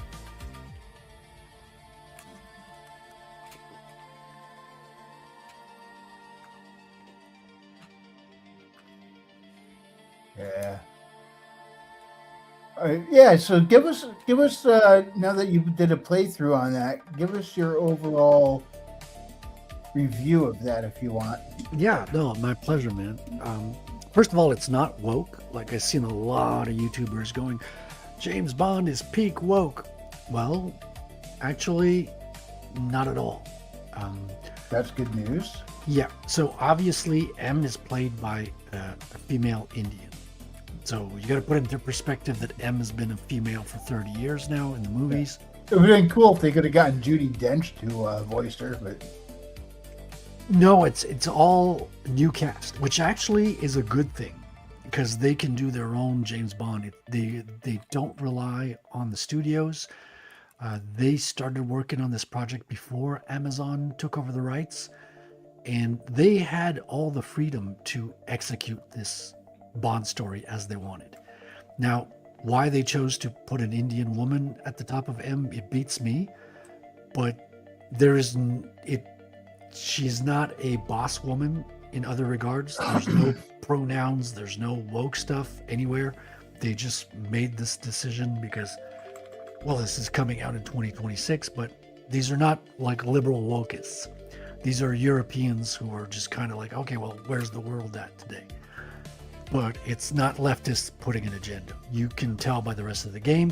James Bond is very much a man. He's a man's man. He's, taking charge. He's seducing women. Like, even before you're done with your training, you've already bedded a chick, right? So... that's how we rate games, how quickly you bet a chick. Well... Part of the people, tutorial. James Bond, kinda, yeah. Because you gotta tackle the accusations. They're calling it woke. It's like, dude, what's woke about it? And they're like, well, there's this woman that saves him at some point. You're like, well, it's a 20-hour game. Like, he gets saved by a woman 2 times in 20 hours. You can have a badass babe without her being a girl boss. Yes. And because there's this French spy who comes into the play. And you got to remember that James Bond is not even a spy in this game. He's earning the number. So he's coming in from being British Royal Navy, and he gets noticed during a mission, and MI6 kind of recruits him into training. And so you're spending the first kind of third of the game in training, actually with other trainees, and you're not a 00 agent. You get recruited at some point, say, okay, we're taking you out of training because we have an emergency mission and we need people in the field because the mission has to do with 009. So they can't use existing agents that 009 knows of. So they're taking the recruits on the mission because no one knows them. And the story's well made. I mean, obviously it's a James Bond film, so you got all the James Bond tropes. It's not like the genius story of the decade, but it's really tight James Bond script. Like, they don't have any glaring holes. They fulfill everything that you expect from a James Bond game. Like the evil villain lair, the evil villain with the fanciful, mask, and an outfit. You've got sexy, hot babes. You've got extremely gorgeous locations. You're like on a boat in Vietnam. You are, going to Antarctica. You are going to a pirate ship. What do you call it? Cimetière is the word in English. Cemetery. So you got a pirate ship cemetery in the coast of Mauritania, which is in Africa, with African pirates. So you got these incredible locations. It's made by the people who made Hitman, which Hitman is known for having open levels. Where you can execute the level everywhere you want. Now, obviously, this is a story-driven game, so despite having open ways where you can tackle parts of the missions, you always get funneled back into the story. So it's not like you can branch out 10 ways in the story. You're still going through the main thread, but how you execute those sections is up to you. Like you can choose to go this way, to tackle it this way. And the most amazing thing that I've noticed is you've got kind of 5 different ways to interact with the world, like the social environment. So you're just walking around, eavesdropping, talking to people, which is the social environment. You can sneak around in stealth. You can melee fight. And for the fighting, they brought the guy who programmed the fighting in Arkham Knight, which is some of the best fighting in video game history. And except instead of being a superhero fighting, it's really like street bar brawls. So it's like street fight punching and kicking and just throwing people into tables and walls and breaking things. And the environment is a huge part of the fighting. So if you're near a pool table, you'll grab one of the ivory balls and just smack it into somebody's face, right? So you're always throwing things at people. You're running into them and throwing off the ledge all over the canopy and smashing them into desks. And so you're breaking the environment. Like you have a fight in the bathroom and you can smash his face in a urinal and the urinal breaks and falls on the ground. Now, is the gameplay mechanics very similar to how it feels to play Hitman, or is it? No, it's different. I mean, obviously, if you played Hitman, it's going to come natural to you, but there's certain things because in Hitman, you don't brawl and you don't shoot the way you do in James Bond. Those are added for James Bond, and they're fantastic. Now, in Hitman, what you do is a lot of times you incapacitate somebody and you have to hide the body. James Bond never hides any bodies. He doesn't even think about that. He just keeps moving forward, right? So it's very much more action oriented instead of stealth, not getting caught, mindset. So that's different, and it feels a lot between a cross between Hitman and the Tomb Raider games or the Uncharted games, which are a little bit like platform storytelling elements with a little bit of yellow paint. And there is yellow paint in this game, and not literally, because I didn't even notice for like the third of the game. I was like, hey, wait a minute, all these mats that are placed in the game and the spray paint is actually pointing to me where to go, and I didn't even notice it. So it does it in a way that's well integrated with the environment. So if you're looking for it, you'll find where to go. Wow, that's good. But it's not like yellow paint flashing in your face like, oh, great, I don't even have to think. So you naturally know where to go without knowing why you know how to go. So those are great. And it's thrilling. Like literally, it's, taking you on a roller coaster ride, which feels like watching 3 James Bond films. Like it really does. Like you've got all the elements. Like there's the car chases, there's the gadgets. You go to Q Lab 2 or 3 times in the game. You're flirting with women, and he has all the puns. The writing is so good. All the James Bond puns are good. It's not like that bad Marvel humor. I've never had one where I've like groaned or like rolled my eyes or anything. They're all on point. He's always got to have a good deal of charisma with those deliveries. Yeah, well, that's the big difference between Hitman and James Bond. Is Hitman is a charisma black hole, right? He's like a clone that almost has devoid of a soul. He's just like, he's robotic. Whereas James is charming even under stress and duress, and like even when he gets tortured, he's still throwing puns, right? Yeah. So it's fun. You really get the character. If you like James Bond and you like those types of games, you're going to love it because they did a fantastic job. And it's beautiful. The game is absolutely gorgeous, like really well executed. The Hitman game, they're well known for their settings. All the locations are crafted in a way that you can interact with them. And it's the same with the James Bond locations. Like the setting is really the most remarkable. Well, there's two things, but the settings really stand out at being marvelous. There's a couple of cheesy things, like you can do parkour on the ledgings and no one notices you. So there's these stupid things that obviously in real life people would notice you and things like that. There's a couple of like things like that that are a little bit lame, but it's a minor thing compared to the overall thing. The thing that I think is going to get copied by every game is the tutorial. So they did something fantastic, which I've never seen in a game before, and I've heard other commenters say the same thing, so I'm pretty confident this is new. When they're giving you the tutorial, you're actually a student in training, but they do the tutorial like a training montage. So imagine like a Rocky training montage, right? So he's doing push-ups, and he's doing, skipping rope, and then he's running. So you're doing the tutorial like that. So you're doing push-ups. You got to press A to do a push-up. You do it 3 times and it skips. Now you're shooting. You shoot 3 bullets. You're literally doing a montage of tutorials, which is amazing because you're going through the tutorial really fast. You don't get bored. It's not repetitive.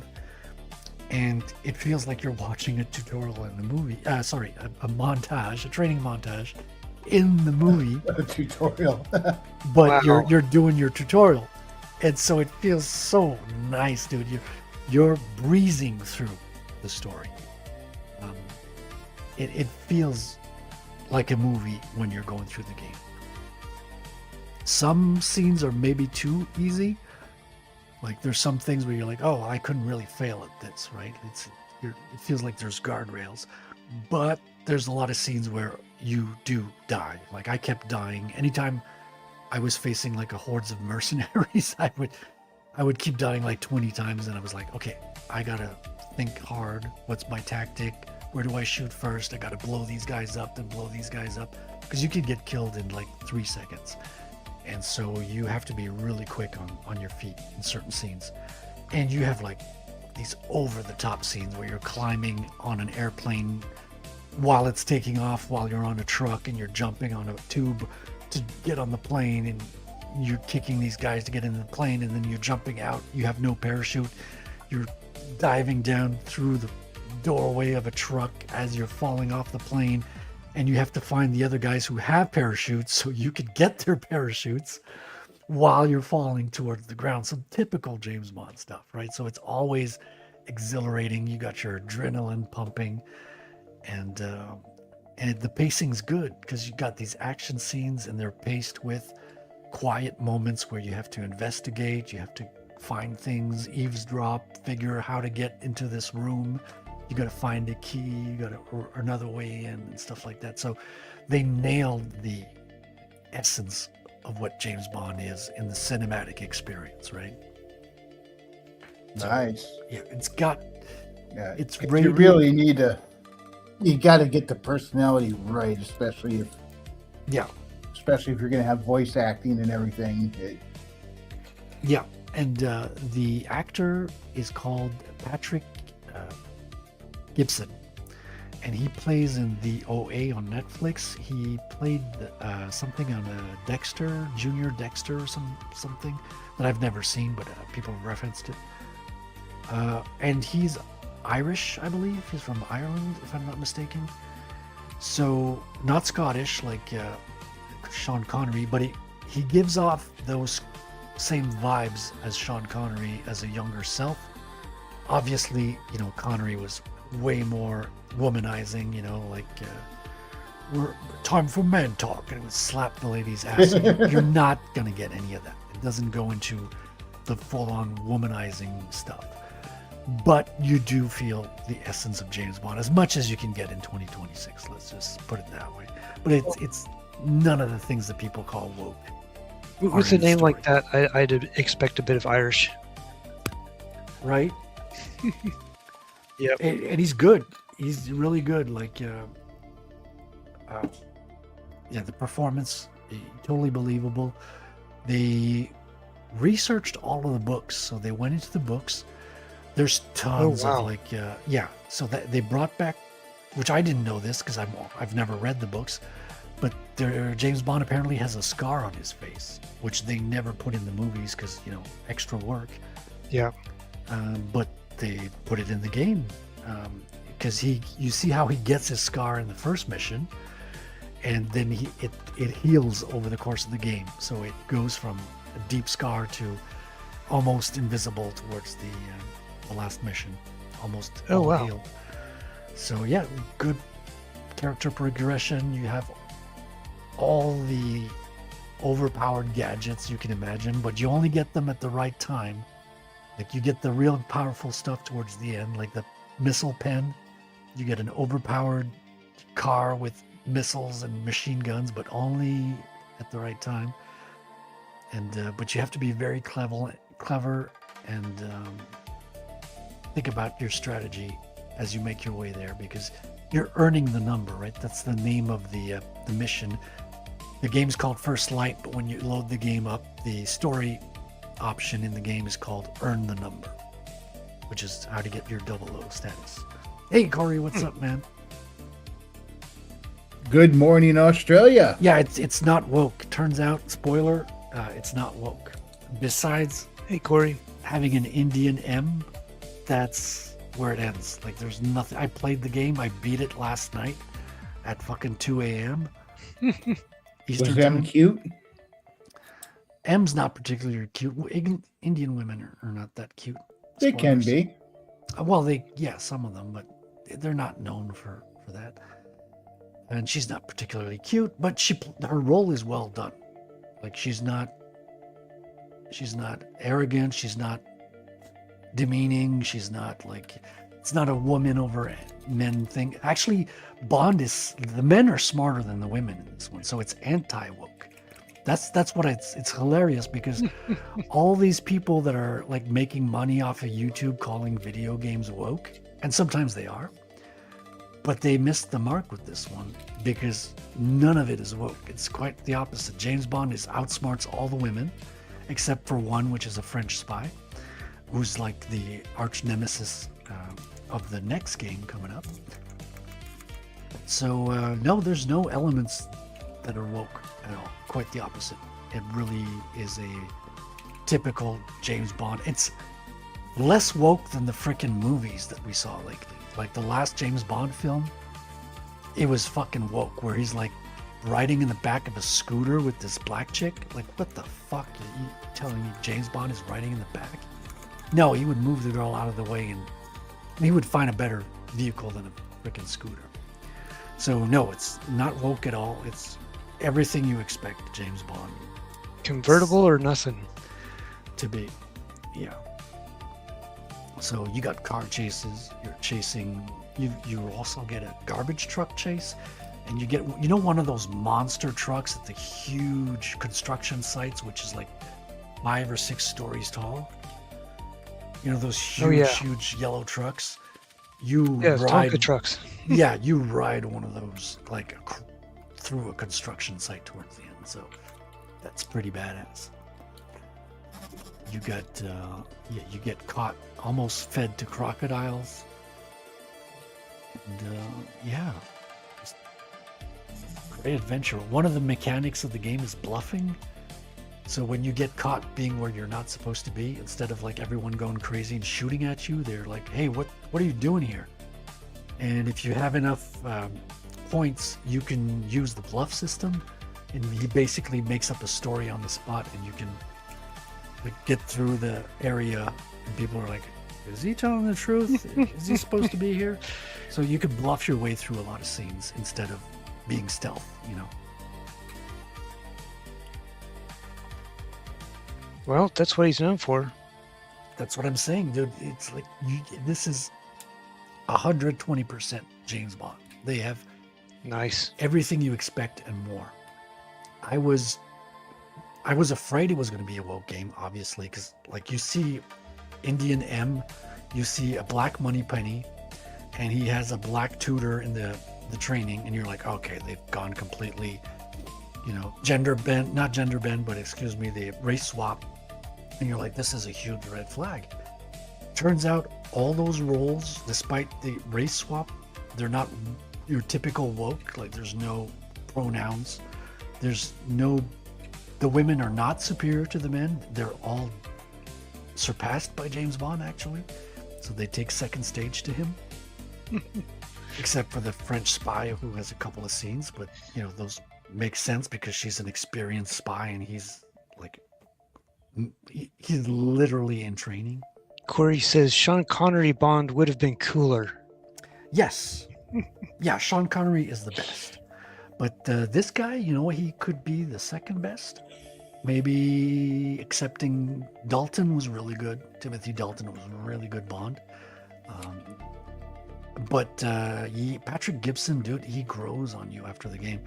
I see him like second to Connery. Then he asks, how much are they paying you in crypto?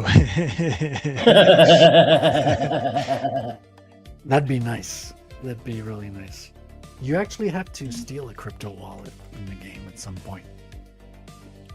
So that's. I still think Boromir would have finished the game first. Dude, it took me so long. It took me 32 hours. Oh, nice. The game company says it's a 20-hour game. And the first critics that finished it in 15 hours. And on their second playthrough, when you know what to do, you can rush through it in 12. But like me being bad at shooting, and I was also playing on a Steam Deck, so I couldn't read any of the text. It was too small. Oh, wow. And shooting with a controller is like being retarded a little bit. So it took me an extra like 12 hours to get it done. But I enjoyed every minute of it. Highly recommend. I mean, it's a bit expensive, so like wishlist it and get it when it's on sale, but you're going to want to play this at some point if you like James Bond at all. This is the best James Bond game they've ever made. No doubt. Hands down.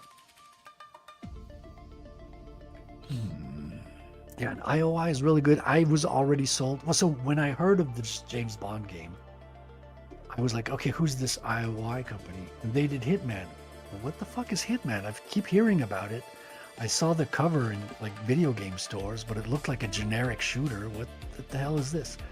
And that's when I got into the Hitman trilogy.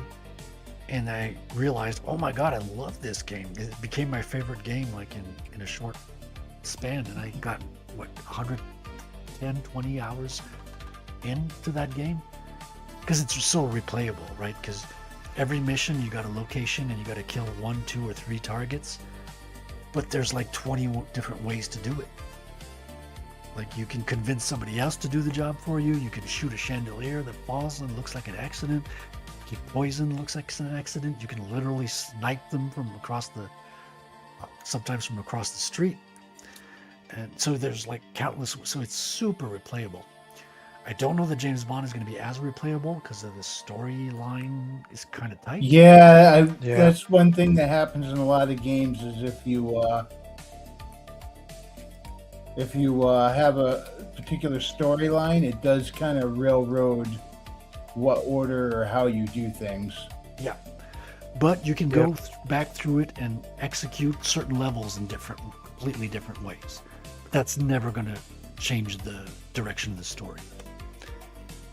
You also have, like I said, the tactical simulator, so you have extra stuff that's been added, and there's DLC coming. There's extra car scenes that are going to be added as add-ons.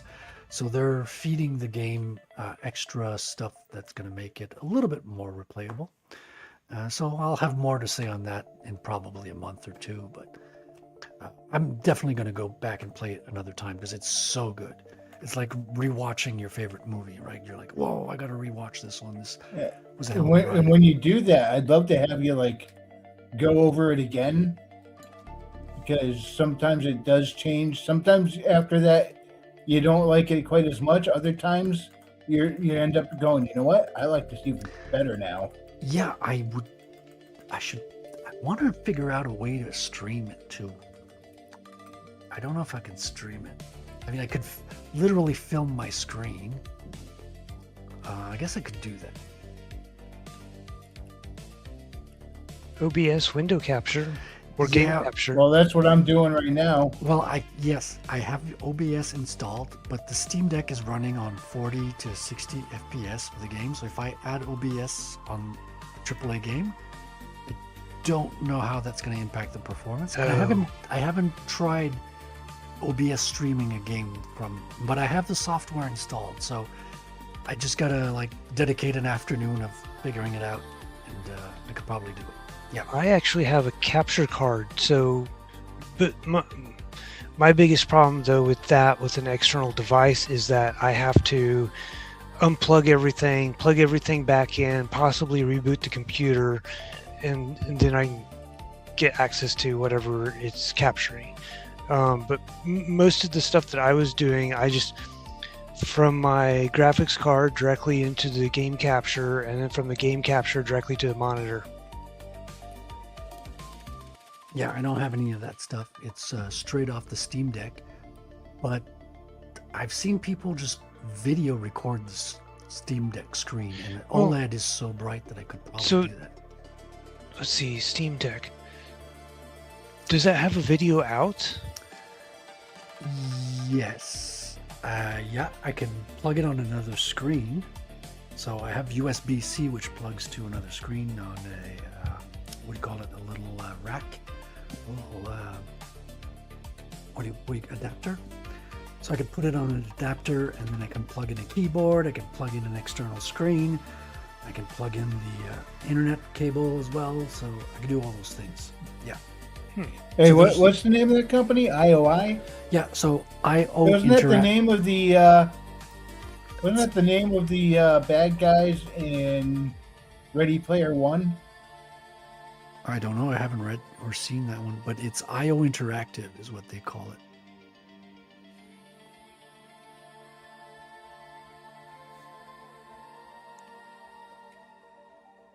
And they have their own engine, which is called Glacier, which is the one for Hitman.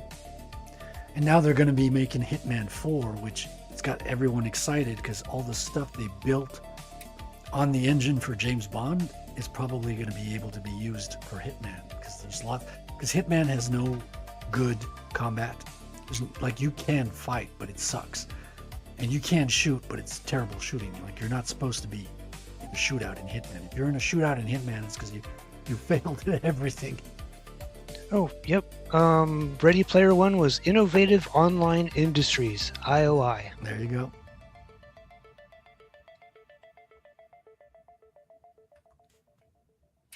That's just kind of funny.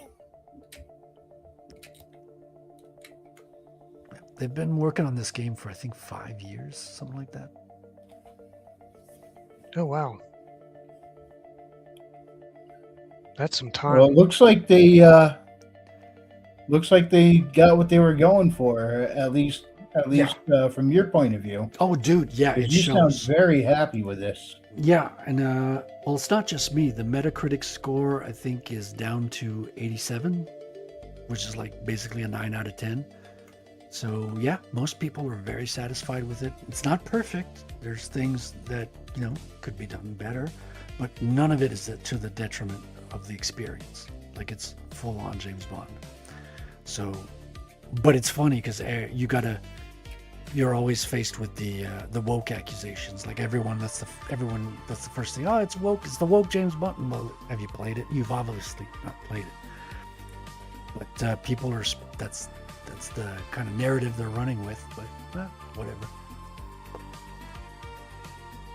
Because it's sad because the anti-woke are becoming as bad as the woke, because now they have their own checklist, right? If a game has this, it's woke. If it has this, instead of like judging they've it. gotten like oversensitive to it at this point. In some cases, I understand, but yeah, sometimes they're being oversensitive, and they're like, Yes, like, because I know you've been burned, but that doesn't mean absolutely everything is about being, whoa, calm down, calm down. yeah, you have to judge it on the whole. And I mean, I get it. Like, I can't blame them for thinking that, but you gotta judge it by what it is, not what you think it is. Because the game is out now. You can see what it is.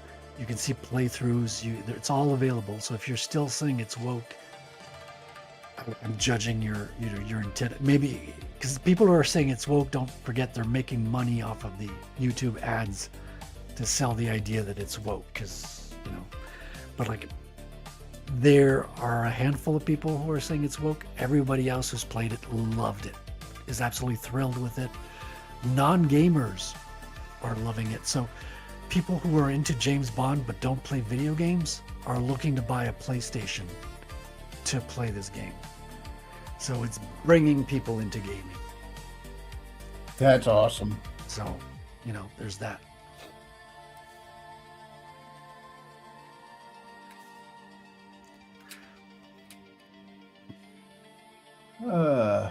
Speaking of gaming, I can't figure out how to get to where I need to go. It's like, hey, they remembered how to make a Metroid game here. There's a lot of parts in here where it's like they missed the mark. But when they're making me really try to think to figure out how to get to a place I can see, and there's a way to get there, I just need to figure it out. It's like, all right, they did get some of it right. Yeah, I saw you try to take a jump and then it just didn't quite make it. Yeah. Well, the thing is, I'm trying to get to this point here. Now, I had gotten all the way over to right here, and it turns out, I'm sorry, here. I got into this room, but it turns out that this door is no longer functional. Last time I was in this area, I kind of blew it all up, but Oh, oops. yeah. So this door is no longer passable, and I need to get to here. So now I'm going by it a different way. I came into this room, and I'm trying to see if it looks like maybe I can get to these areas above me, and then I can grapple my way across to here, which is where I want to get. I don't even know if I'm going about this the right way. I'm just kind of taking a guess. Exploration. Yep. Like, I look around, it's like, okay, maybe all this debris in the center here, maybe there's a way I can get on top of that and climb up. But I might be going about it all wrong.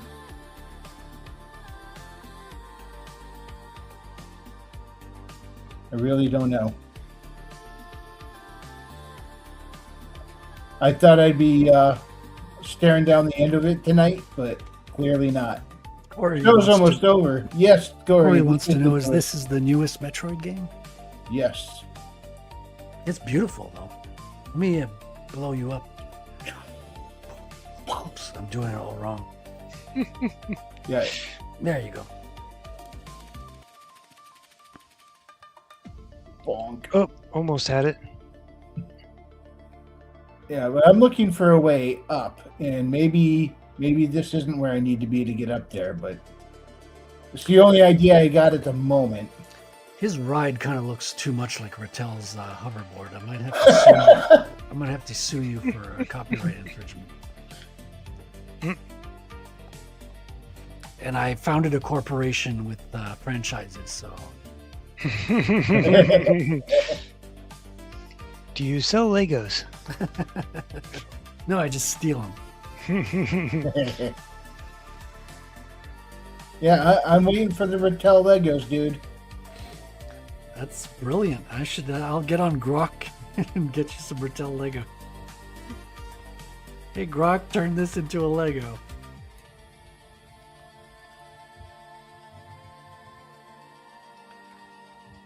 I've seen some people do fantasy Lego sets. I think it's AI. I'm pretty sure. How else would you do it? I Well, don't know. depends. There's a Rick- bunch of there's a lot more off-brand Legos these days. Yeah, but they don't sound like good quality. You were saying like you have to wait for the temperature to change for your blocks to stick together. Well, It's not... That's what I was thinking. Well, so it's a specific thing. It's got I don't know if you remember the lances or the antenna pole from the old sets. It's kind of like that, but it's supposed to fit through like a technical joint piece Sure, thing. yeah. So you put the joint piece through a hole, like it snaps into there, Mhm. and then you're supposed to put it over this pole. And I think the pole is just too thick or something for it. This is like I'm at the very end of everything. Everything's fit great. But I'm getting down to this one spot, and I just figured since it's been like close to 90 degrees, it's been just so hot that it's not sliding in there. So maybe I need to stick it in the fridge or something. But I don't know if the molding is just the wrong size or what on this particular piece, because it's supposed, because I don't think that this is like a normal thing. I think this is something where they figured out that, oh, they could use this part for this thing and squeeze it through. And I just think that this extra thing isn't correctly done. That's why Legos are worth the big bucks, man. They got Yeah. the molds and whoa. they got the ISO standards. Yep. Look what I just found. Hmm. There's an area I didn't realize was right under me all this time. All right. Corey says, this hoverboard looks cooler, less blocky, more nice and curvy. Listen, Corey. Try to press my buttons there? Or did Rattel steal the hoverboard from Metroid? Well, first of all, that's not how you spell steal. All right, I'm going to be petty about it because that's how I roll. It's alternate locations.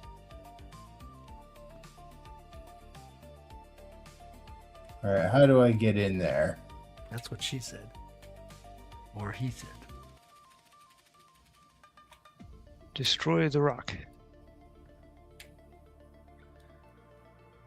Need a high-powered explosive. Your hoverboard. Oh, I think I know what to do. I need to get off this thing first, though. Your hover bike looks organic, like almost insectoid. Oh, it changes into a bike. Oh, that's kind of cool. Okay. So they still got the ball thing, eh? Oh, yeah. All this time because they had limited sprites on Nintendo. On the NES, yeah. Yeah. It's funny how the best ideas come from limited resources and obstacles. Try that again. Corey, it's strategic transfer of equipment to alternate locations. That's how you spell steal. Oh, okay. It's some mnemonic to it. Well, it's a military term, right? I don't know if you've watched Quack Bang's Fat Electrician's videos, but oh man, he does great historic videos because they're funny. He's done lots of detail and stuff. He even did one on Waffle House, and the fact that the U.S. government uses the Waffle House emergency thing Yes! as its main deal. But yeah, the military doesn't steal things. They strategically transfer equipment to alternate locations. Oh, I see. Okay. It makes sense now. I get it.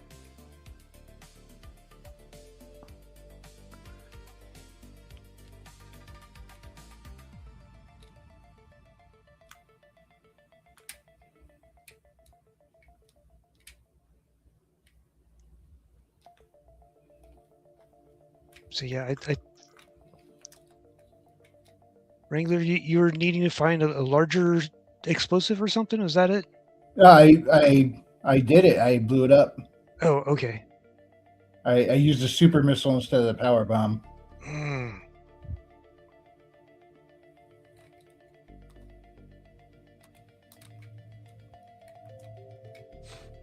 Do they have Zero Suit, Samus?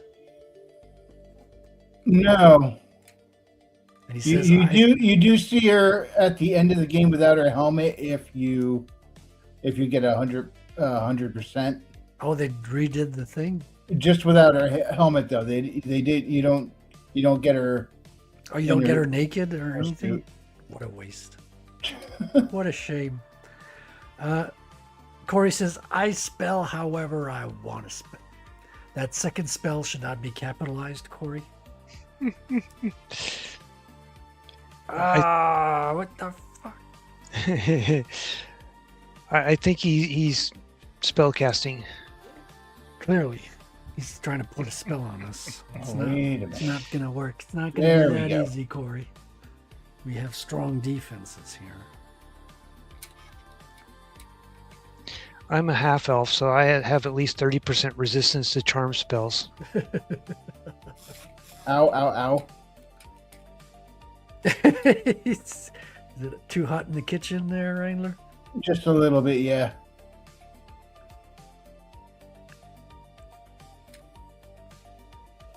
The game looks beautiful. I'll give it that. It really looks like Yeah. gangbusters. Wow, another place. And are you playing on the Switch and piping the video? What's your setup? This is the Switch 1. I don't have the Switch 2, and I'm running it through OBS. This is you're seeing my OBS virtual camera. Wow. Okay, that's pretty cool. Oh, I know where this is. I mean, minus the audio issue, it's really, really cool. I should have gone and saved first. Did you see the Steam Deck went up in price? Through it. The Steam Deck went up $300. Whoa! Oh, wow. I have never seen any console or any computer on the market go up in price in my whole life. And now something that I paid 800 Canadian, it's probably worth like 1,200 Canadian. Like my used gaming system's probably gone up in price, which is crazy if you think about it. Yep. Here we go. Well, your shares in the Canadian dollar went down. Well, yeah, the Canadian dollar's going to zero, obviously. It's kind of cute for a rock critter that's trying to kill me, huh? That's why I keep all my money in Legos, Raven.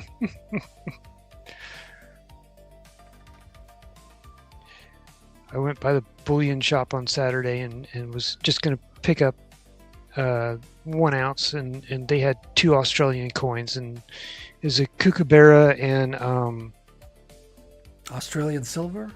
yeah, year of the chicken, or no, year of the rooster. So one was a kookaburra and the other one was year of the rooster. You mean the cock? Probably, but the Australian coin says rooster. Ow. All right, I'll allow it.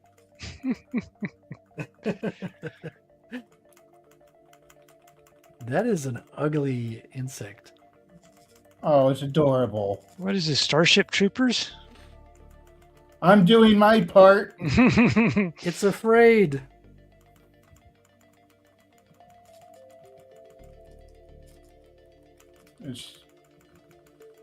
It keeps hitting me. So I was mentioning the upped price of the Steam Deck in terms of yeah. the Switch 2. So the Switch 2 is looking very much more appealing to purchase. Whoa! I think Wow. the other Ally Rogue or something, they are considering price increase as well. So if you want one, you better rush out, or else you're gonna have to get a Nintendo.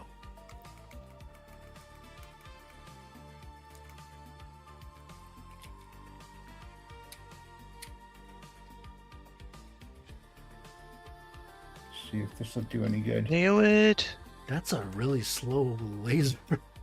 Well, time is kind of sort of stopped Oh, when I'm okay. doing You're that. like bullet time. Yeah. Yeah, we Well, got, I think it's a missile, and so it's a guided missile. So you get to it slows time down, so you can control where it's going. right.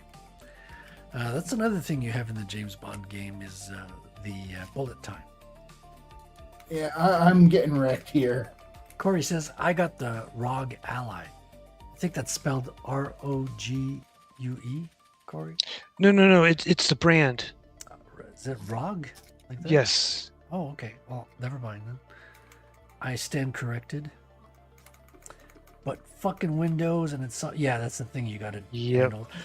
Can't you switch the software? Like you can... I think you can like lash another OS on it. Like there's other versions of Linux that are good with games besides the Steam OS, I think. Yeah, Windows does suck, dude. It is not serving you, it is serving Microsoft, and it's all about sending your data to their computers. That's what it is. It's ROG, Republic of Gamers. Oh, there you go. ROG Ally. Okay, I get it. Sounded like Rogue, you know? I knew that was familiar because I don't remember if my current board is one or the board that I previously got was one, because I know I got one at one point, but I don't remember which one it was, because I had a board I accidentally decided to clean.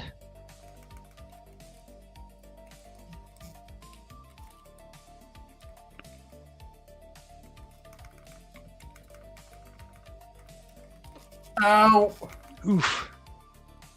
That did not go well for me.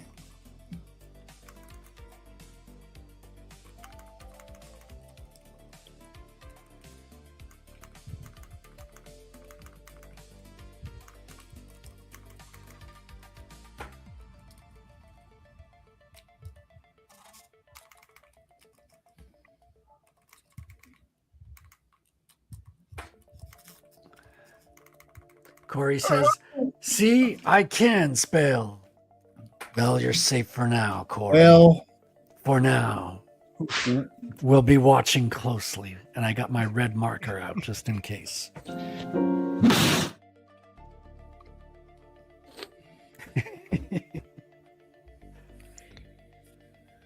Man. I should have gone to the save station first. Famous last Those words. cigars. See, I don't have full health yet. Yeah.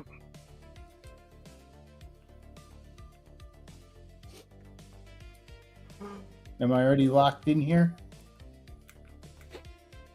I'm not locked in here Oh, with you. no, I'm not. I could You're go back locked in to the here save with me. station. Screw it, I'm an impatient bastard. Well, as long as you can always come back to this point, I guess. Oh yeah, I think I have to do this to trigger it. Yep. Oh, okay. Republic of Gamers is an Asus, I guess, side brand or one of their like lines or something.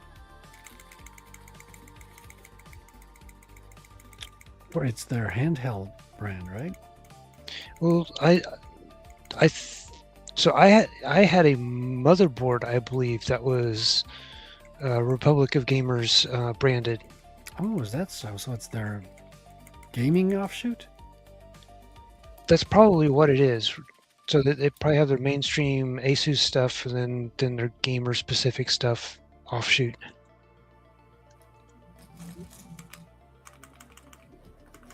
Because that's definitely what I got, was a gaming PC motherboard. I'm going to send you a photo of this Wrangler, this updated version. And I think I'm going to be, next step is going to be like finalizing details. If you give me the okay on this one, I'll give you, I'll start going into detail mode and then inking. I guess we're all right. That's the plan. Sounds good. Yeah, I'll send you the image by photo, so you can have time to look over nice and quiet. And yeah, get so probably by next week. I'm thinking.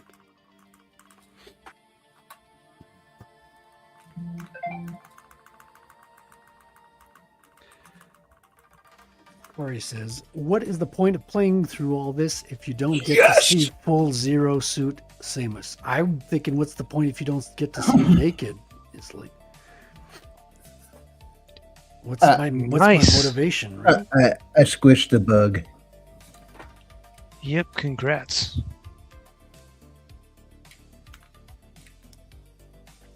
Corey asks, what's the point of playing Wrangler? It might be rhetorical.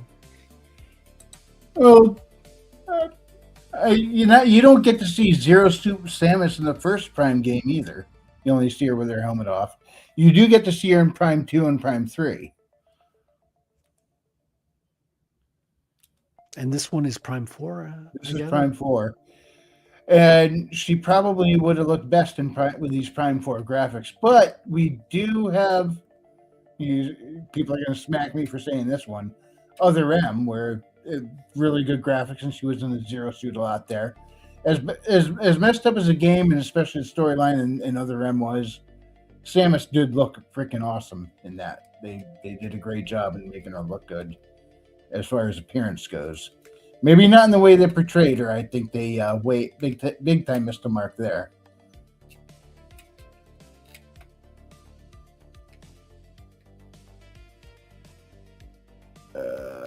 Oh yeah, I have to go this way.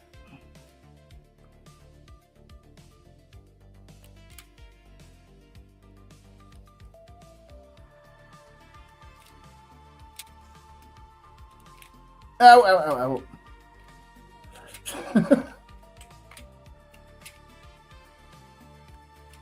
Yep. That's some hot stuff. Yeah. Corey says she looked hot in Smash Bros. Brawl. Yeah, they kind of downgraded her, I think, in the later ones. Even though they had the better graphics, they kind of like changed her appearance slightly, and I wasn't all that thrilled with the new design. Happens a lot these days. I mean, the Tomb Raider Lara Croft has been downgraded almost every game.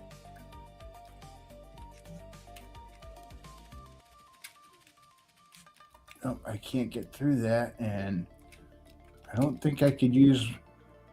Yeah, I can't use my ice shot in here, so... I wonder... It would be a water shot real quick. Yeah, well, there's something in the upper corner there. And the little purple thing? Yeah, and I'm trying to figure out how to get to it. Without being turned to smoke? Yep. So when you were up on that ledge, what was the thing that was kind of dangling down? Where? Right below you. Right there. That's a little bug. I can't kill him. He's out of reach, but he's not bothering me either. Part of the decor. Yep. Oh, that's... I wonder if there's anything over here I can... Oh, okay. You can go in with the right timing. There you go. Wait, what about... It looks like you could maybe go, but not really. You gotta do quite the workaround here. If that is even the right way. Too many bugs in this game. Not enough babes. Well, she does. There's one less bug. You got to admit that Samus has a lot of curves, especially when she's in ball form. She's got a lot of what? Curves. Look at that. All curves. And look, she's a bombshell. That's quite compressed. Boom. We don't get to see her derriere quite enough. They hide it for some reason. Why, Nintendo?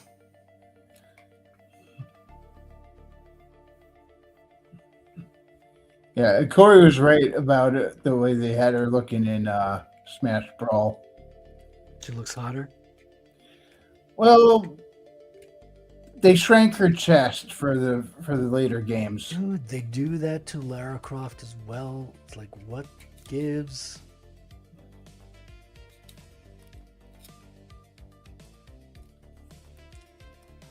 Everything's being like gender neutralized. Gender neutralized. I was trying to say turn in gender neutral, but I flubbed in the best way. Going slightly androgynous with everything. Why? Just to piss you off? Clearly there's a conspiracy to piss us off. They're trying to loosh off of our pissed offness. Brawl on the Wii was the best Brawl too.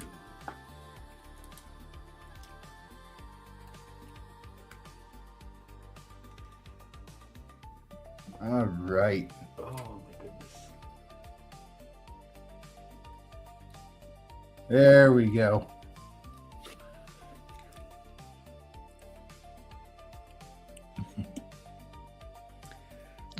Best thing. And I got all the stuff I need to go blow the shield off of Girl Power Tower so we can re-enter and get to the end of the game. Did you say Girl Nice. Power Tower? Yes, I did. Would you like to know why? Do I need to go? Oh wait, I can't quite access it. The entrance to the tower, they tried to make it look like it grew out of the desert and was all organic and everything, and instead it just looks like a lady part. The way the entrance looks, it's just like I don't know if they did it on purpose or not, but I'm like, this looks like something a gynecologist would be seeing when you walk in the door. Wow. Yeah.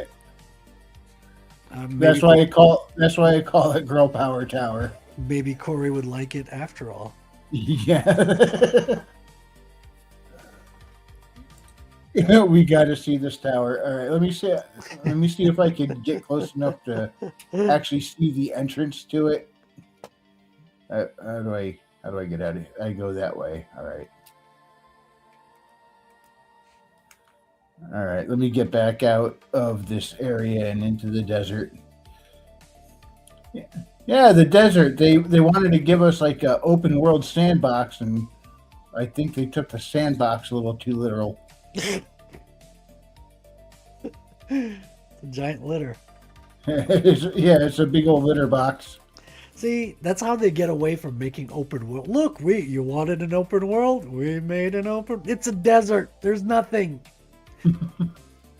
It's not what we mean by open world, but it's okay. I'm not. Yeah, that's not what we meant by a big old sandbox. Or they just expanded the distance between point A and point B. You're right. And it's okay. I'm not a big open world guy, anyways. Now, like in EverQuest, there's actually a point to that on one of the areas, and I don't remember which. I think it's like Cronus or something. But it's a big, huge, wide open plain, and it's a higher level thing. And the best way to get through it is to have a druid cast the speed spell. And so if you're druid, you can get through there. Once you're high enough to cast that spell, you can get through there. But other people, it's a lot harder to do it unless they can find a druid. Yeah, I think it would be hard for Corey because he can't spell. So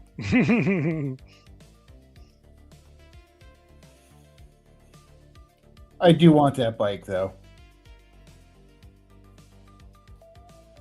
Samus has got her own Tron cycle. yeah.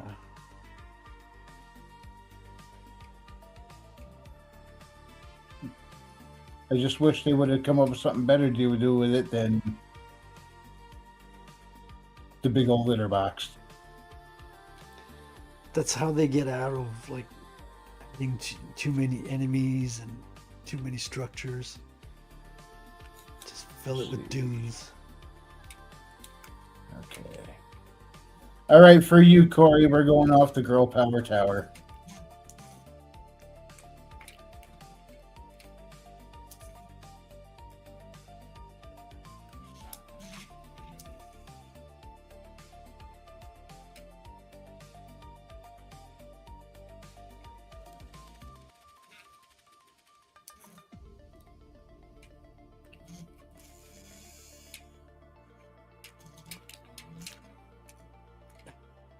Fuck you, Corey.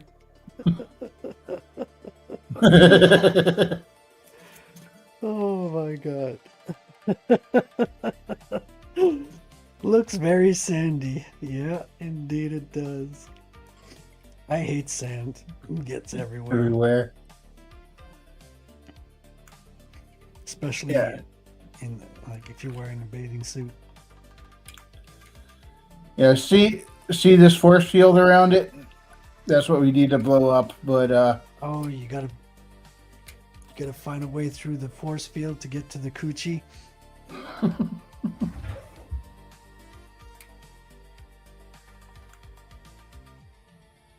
well, that's why I just went around getting all these mech parts.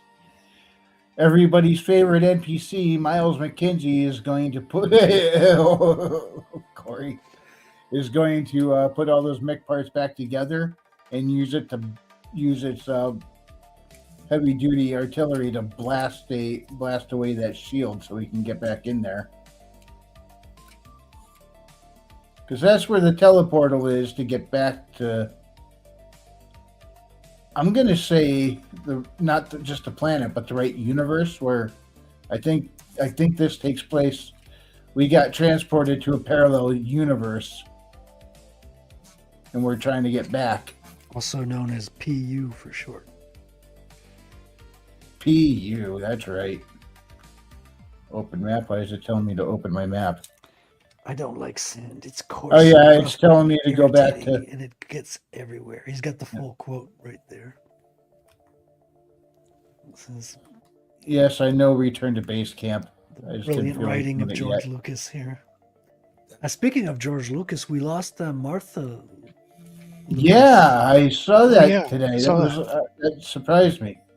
Yeah. I mean, I guess due to age, we shouldn't be surprised at these things now, but it's because you but forget. still, Yeah, you forget about these people, and one day you wake up and you see they're trending on Twitter, and you're like, oh no, I fear the worst. And yeah, they were posting some interview clips and stuff online. So I remember years ago on Facebook, every other day I was seeing a new celebrity died that didn't actually die. It was just constant yeah, BS death. yeah, people would do fake trending posts Yeah. of them dying and stuff. Yeah, I cannot tell you the amount of times Bill Cosby died, and had he died any one of those times, he wouldn't have he would have been gone long before his reputation got ruined.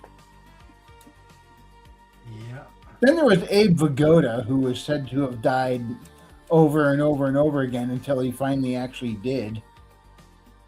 He was in a commercial once where he actually joked about it directly.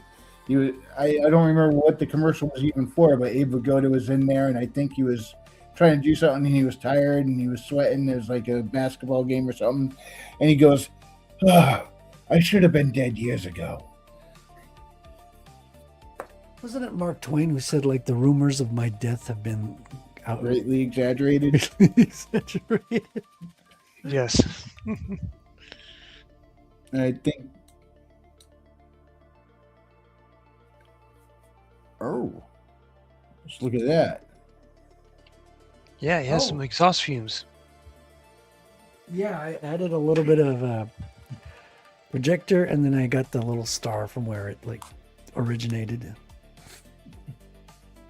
So it's getting there, man. I sent you a photo of it, so the next step is going to be to like just dig into the details, because now I got the shape down. I'm pretty satisfied with the shape, so just want to make sure you can have time to look it over. If there's anything that stands out, let me know, and I'm going to go into the details and then get started on the inking. Nice. Did you say that this kind of set your mind on the Agents of Shield playing at one point when you're looking over parts of it? Was that you that said that? No, that wasn't me. Might have been me because of the little small ship. Yeah, it would be about that size. Because we were talking about the GI Joe plane. I think we were on. Was it my show? Yeah, it was my show last week where I started, and we were talking with Chris Fisk, and we were talking about the GI Joe airplane. Well, actually, technically the Cobra. Too many spaceships, not enough. Corey, if you knew how many babes are on this ship, you lose it. You would lose it. There you go, Corey. Oh, hold on. Let me show Corey this one. If you could switch it back. Let me zoom in just for our friend down under. There we go. Look at her. This is Heather Swain. And what's she fighting? Teenage angst, I guess. This is a cyber frog who's leaping out of the water. They're not fighting each other. I think she just ran out of breath.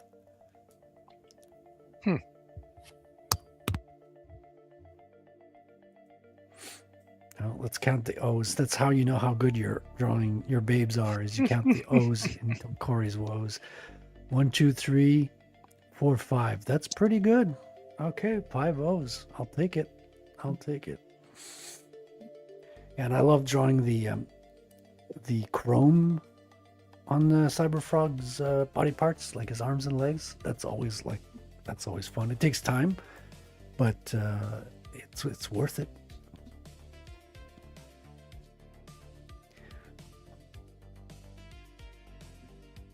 And I gave it a little slightly off angle. It's a little, the image is tilted, but you would see it like this. This is the clouds and water is parallel on this level. So this is how it would read if you were aligning it to the horizon. And so a lot of people don't know this, but how Cyberfrog has cyber legs because he fought a Frenchman once and the Frenchman cut off his frog legs for supper, and he had to replace it with cybernetics. I'm pretty sure that's it. I'm probably wrong, but it feels right as a Frenchman. And there's Heather. Delicacy. Yes, she is. So got to finish a little bit of details. I want to add a little bit more shadow to her hair, give it some volume, because a lot of the stuff is similar gray tones here. So I'm going to try adding a little bit of shadows. Hey, didn't you say on your show earlier today that this was actually you were practicing shading balance or something with this? Well, not just that, but lately I've been adding more and more blacks to my works. Yeah, trying to incorporate, because this one, especially if you look at the Cyberfrog, he's Art Haida calls him blackface Cyberfrog. I've been trying to turn him more into a silhouette, add more shadows, and play with the light source, because the moon is behind him, so his face and his torso is kind of thrown in the darkness. So yes, to answer your question, I have been playing around with balancing the darkness and the light a little bit more. Corey says, apart from how bad you are at drawing leaves, I think you are better. You're getting better drawing, Frederick. Well, I wish you could say the same about your writing, Corey, but I will take your compliment. What's the thing about drawing leaves? Is that an ongoing... It's a running gag because I had a Rattel piece where he's on his hoverboard and it's autumn and the leaves are flying everywhere. So Corey's taking jabs at me, you know. Ah. So.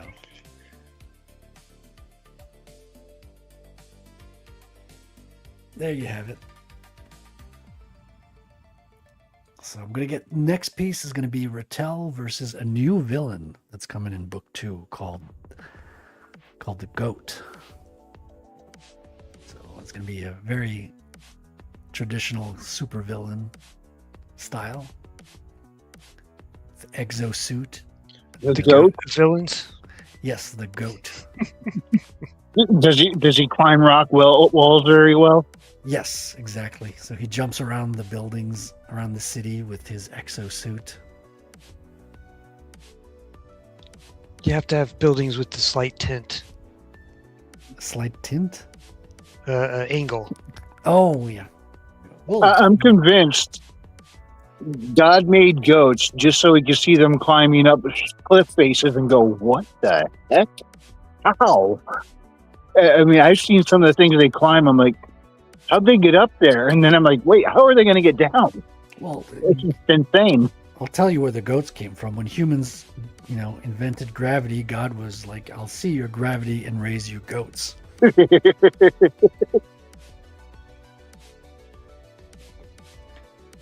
Gravity, our worst invention ever. Now I drop things.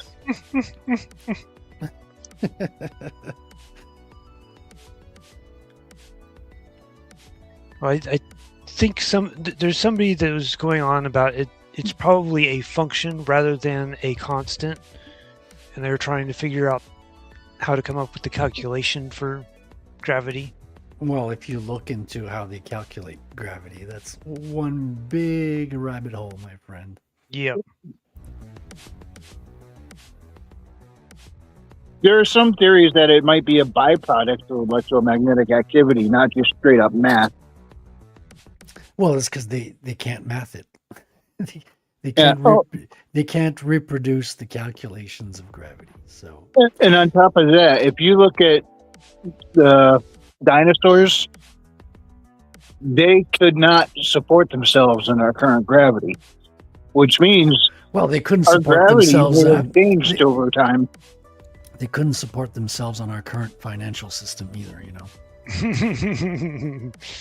Who can? Right? Just the boomers with their. Well, if there was a lot more water in the atmosphere, might they have floated about instead of standing? Hey, Rex, how are you feeling today? Quite buoyant, thank you.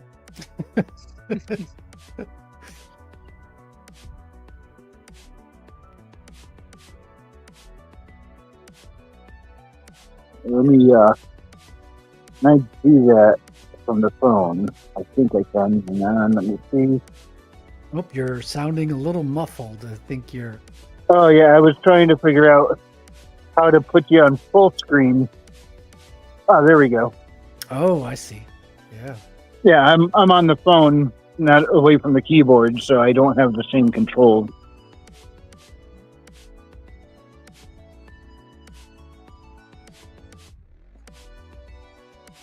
You're just trying to get more ratings from Corey?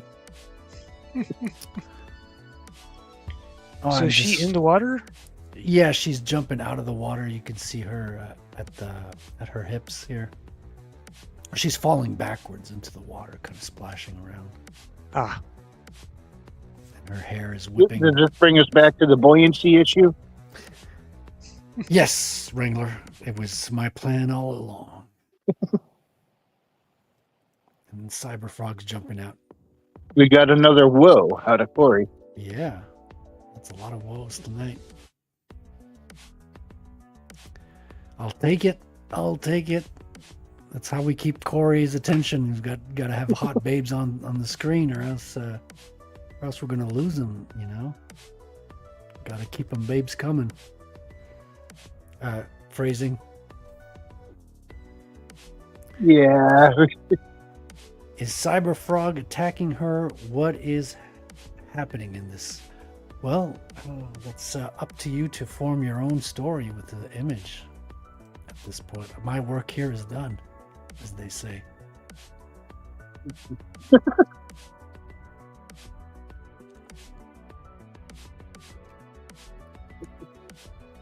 Well, I guess I was going to say about that time, but it was about that time 40 minutes ago. Yeah. Shall we go into parting plugs? Yeah, I was about to head out, but since we're leaving, I'll do that instead. yeah. All right. We'll start off with Raven. Who do you want to shout out tonight? The Legend of Shalar by Majin L. If you've not read it yet, go ahead and pick up the book and read it. And then Herman was here today as well, so buy his book. My book, quote, The Raven. Yep. So Cyberfrog is jumping off of her. Something like that. All right. Which one is there? It is. Frederick. Buy Herman's book. I second that because my book is already at the printers, so you missed out on that. I'm sorry, but another chance will come. At some point, I'll get some books in my hands and be going to events. But yeah, the retailcomic.com, you can check out info there as well. And we got a show tomorrow on my channel, Frédéric Guimont, so check out my YouTube. If you haven't subscribed yet, please do. We have interesting shows every Tuesday at 8 with Wrangler as my co-host and Chris Fisk coming to join us as well. And tomorrow we have our guest, John Eppel, who has been working on a book as an inker. So I wanted to get him on and talk about inking in the indie space because it's not something you see all that often. Most artists ink themselves. So I wanted to get his perspective on it, what his work as an inker was, and learn a little bit more about his project and his art process and all that. So I think it's going to be a fun conversation. So check us out tomorrow at 8 Eastern on my channel.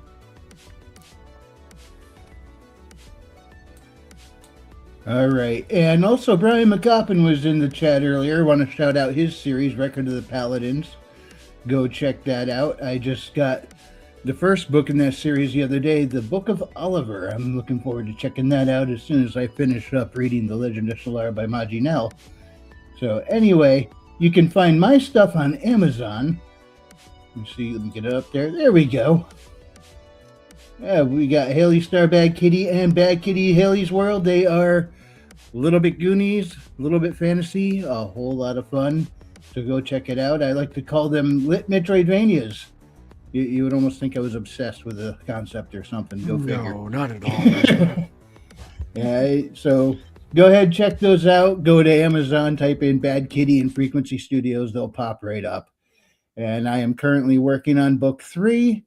And again, hoping to have that out by the end of this year. It is currently and lovingly being ripped to shreds by my developmental editor, Geno, a.k.a. King Bawb. So, yeah, I'm seeing a lot of red when I look through that manuscript. I'm like, oh, he's making sure I polish this up real good. There's no other way I can see it. It just looks like Cyberfrog is beating up a woman or jumping off her. Yeah, I don't know the lore of Cyberfrog, so I don't know if that fits or not. But anyway, yeah, go ahead, check those out. And also you can check out my Substack under Frequency Studios or my X-Twitter account at Frequency Studios. Drop the first E, and you'll find me on there. I post more about video games than writing, to be honest, but that just seems to be kind of what drives me, I guess. Yeah, so go ahead. Magic Fueled Sci-Fi Adventure, a lot of fun. Check those out. And is there anything I'm forgetting? Is James going to be on tomorrow night for Negative Space? Should be, because we were about to review something last week, which we postponed to this week. So he's got a book in the bank. And I've also got a book called John Tiffany, which is very James Bond themed as well. So at the second hour mark, we'll be diving into those. All right. Well, I say second hour mark. I mean, after the first hour. Yeah, you know what I mean. I barely know what I mean, but I think you guys get it. Yep. Okay. I'm scrolling through all my things on OBS here, trying to find the right spot. But you would think I know where everything is by now, but no. Why am I missing everything? Oh, because I have those other ones closed too. That's why. I usually have a couple open that let me zero in on what I was looking for, and I have them closed. There we go. Now I know where it is. That's what I was trying to open up right there. Not that I did it any of this smoothly tonight, but yeah. Because in the third book, they're all grown up, and I just wanted to. I wanted to show it off. Yeah. So some guy drew these. So.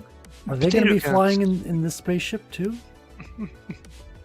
Haley will be in book 3, and book 4 will start off on board that spaceship. Elizabeth stays on Earth and deals with the situation going on there, while Haley's off with the Marshals going into space and the wavelength. Look at that. Yeah. She's getting there, man. She's getting closer and closer. I think I got the shape. Once the shape is down, it's just a question of putting the details in, and the details will give it some good scale. I'll give it the sense of scale that we're looking for, and then I can ink this beautiful ship. Nice. Yeah, book 3 and book 4 happen at the same time, so you'll while Elizabeth is dealing with the issues in South America, Haley's going to be dealing with issues off in the Mintaka star system. Which location is more exotic? I don't know. Yeah, that's a good question. South American jungle or an inhabitable moon around a gas giant in Orion's belt. I'm not sure which one's more exotic. They'll have to read to find out. That's right. All right, so we will. By the way, Frederick, the show you did today, Morning Inks, is what it's called, right? Yes, sir. So is that going to be a regular thing from now on? Yes, I hope so. I say yes, and then I'm going to be lazy and not do it. No, so my plan is to do a little bit of streaming every morning as when I get up. So make some coffee and then get to the art table and whatever I'm working on, do a little bit of streaming, at the very least like 45 minutes. And if it goes on longer, all the better. This morning I just started the stream, worked on this piece here with Cyberfrog, and Ryan came on. You guys were in the chat, and Ryan came on and talked to us a little bit about his experience at a conference recently. So he wants to do more conferences. I think he's in Texas. And so yeah, I want to do a little bit of streaming. I'm not saying I'm going to be doing it every morning. Obviously, some days you got errands to run and things like that, but I'm going to try to do it as a semi-regular thing in the morning. So subscribe to my channel and check it out on your YouTube feed. Oops, I'm on mute. Thank you, everyone, so much for watching us tonight and hanging out with us and just having a general good time. If you enjoyed this presentation, hit the like, and if you didn't, we appreciate you stopping by. We'll see you next time, and God bless. Hang tight. Party on, Wayne. Party on, Garth.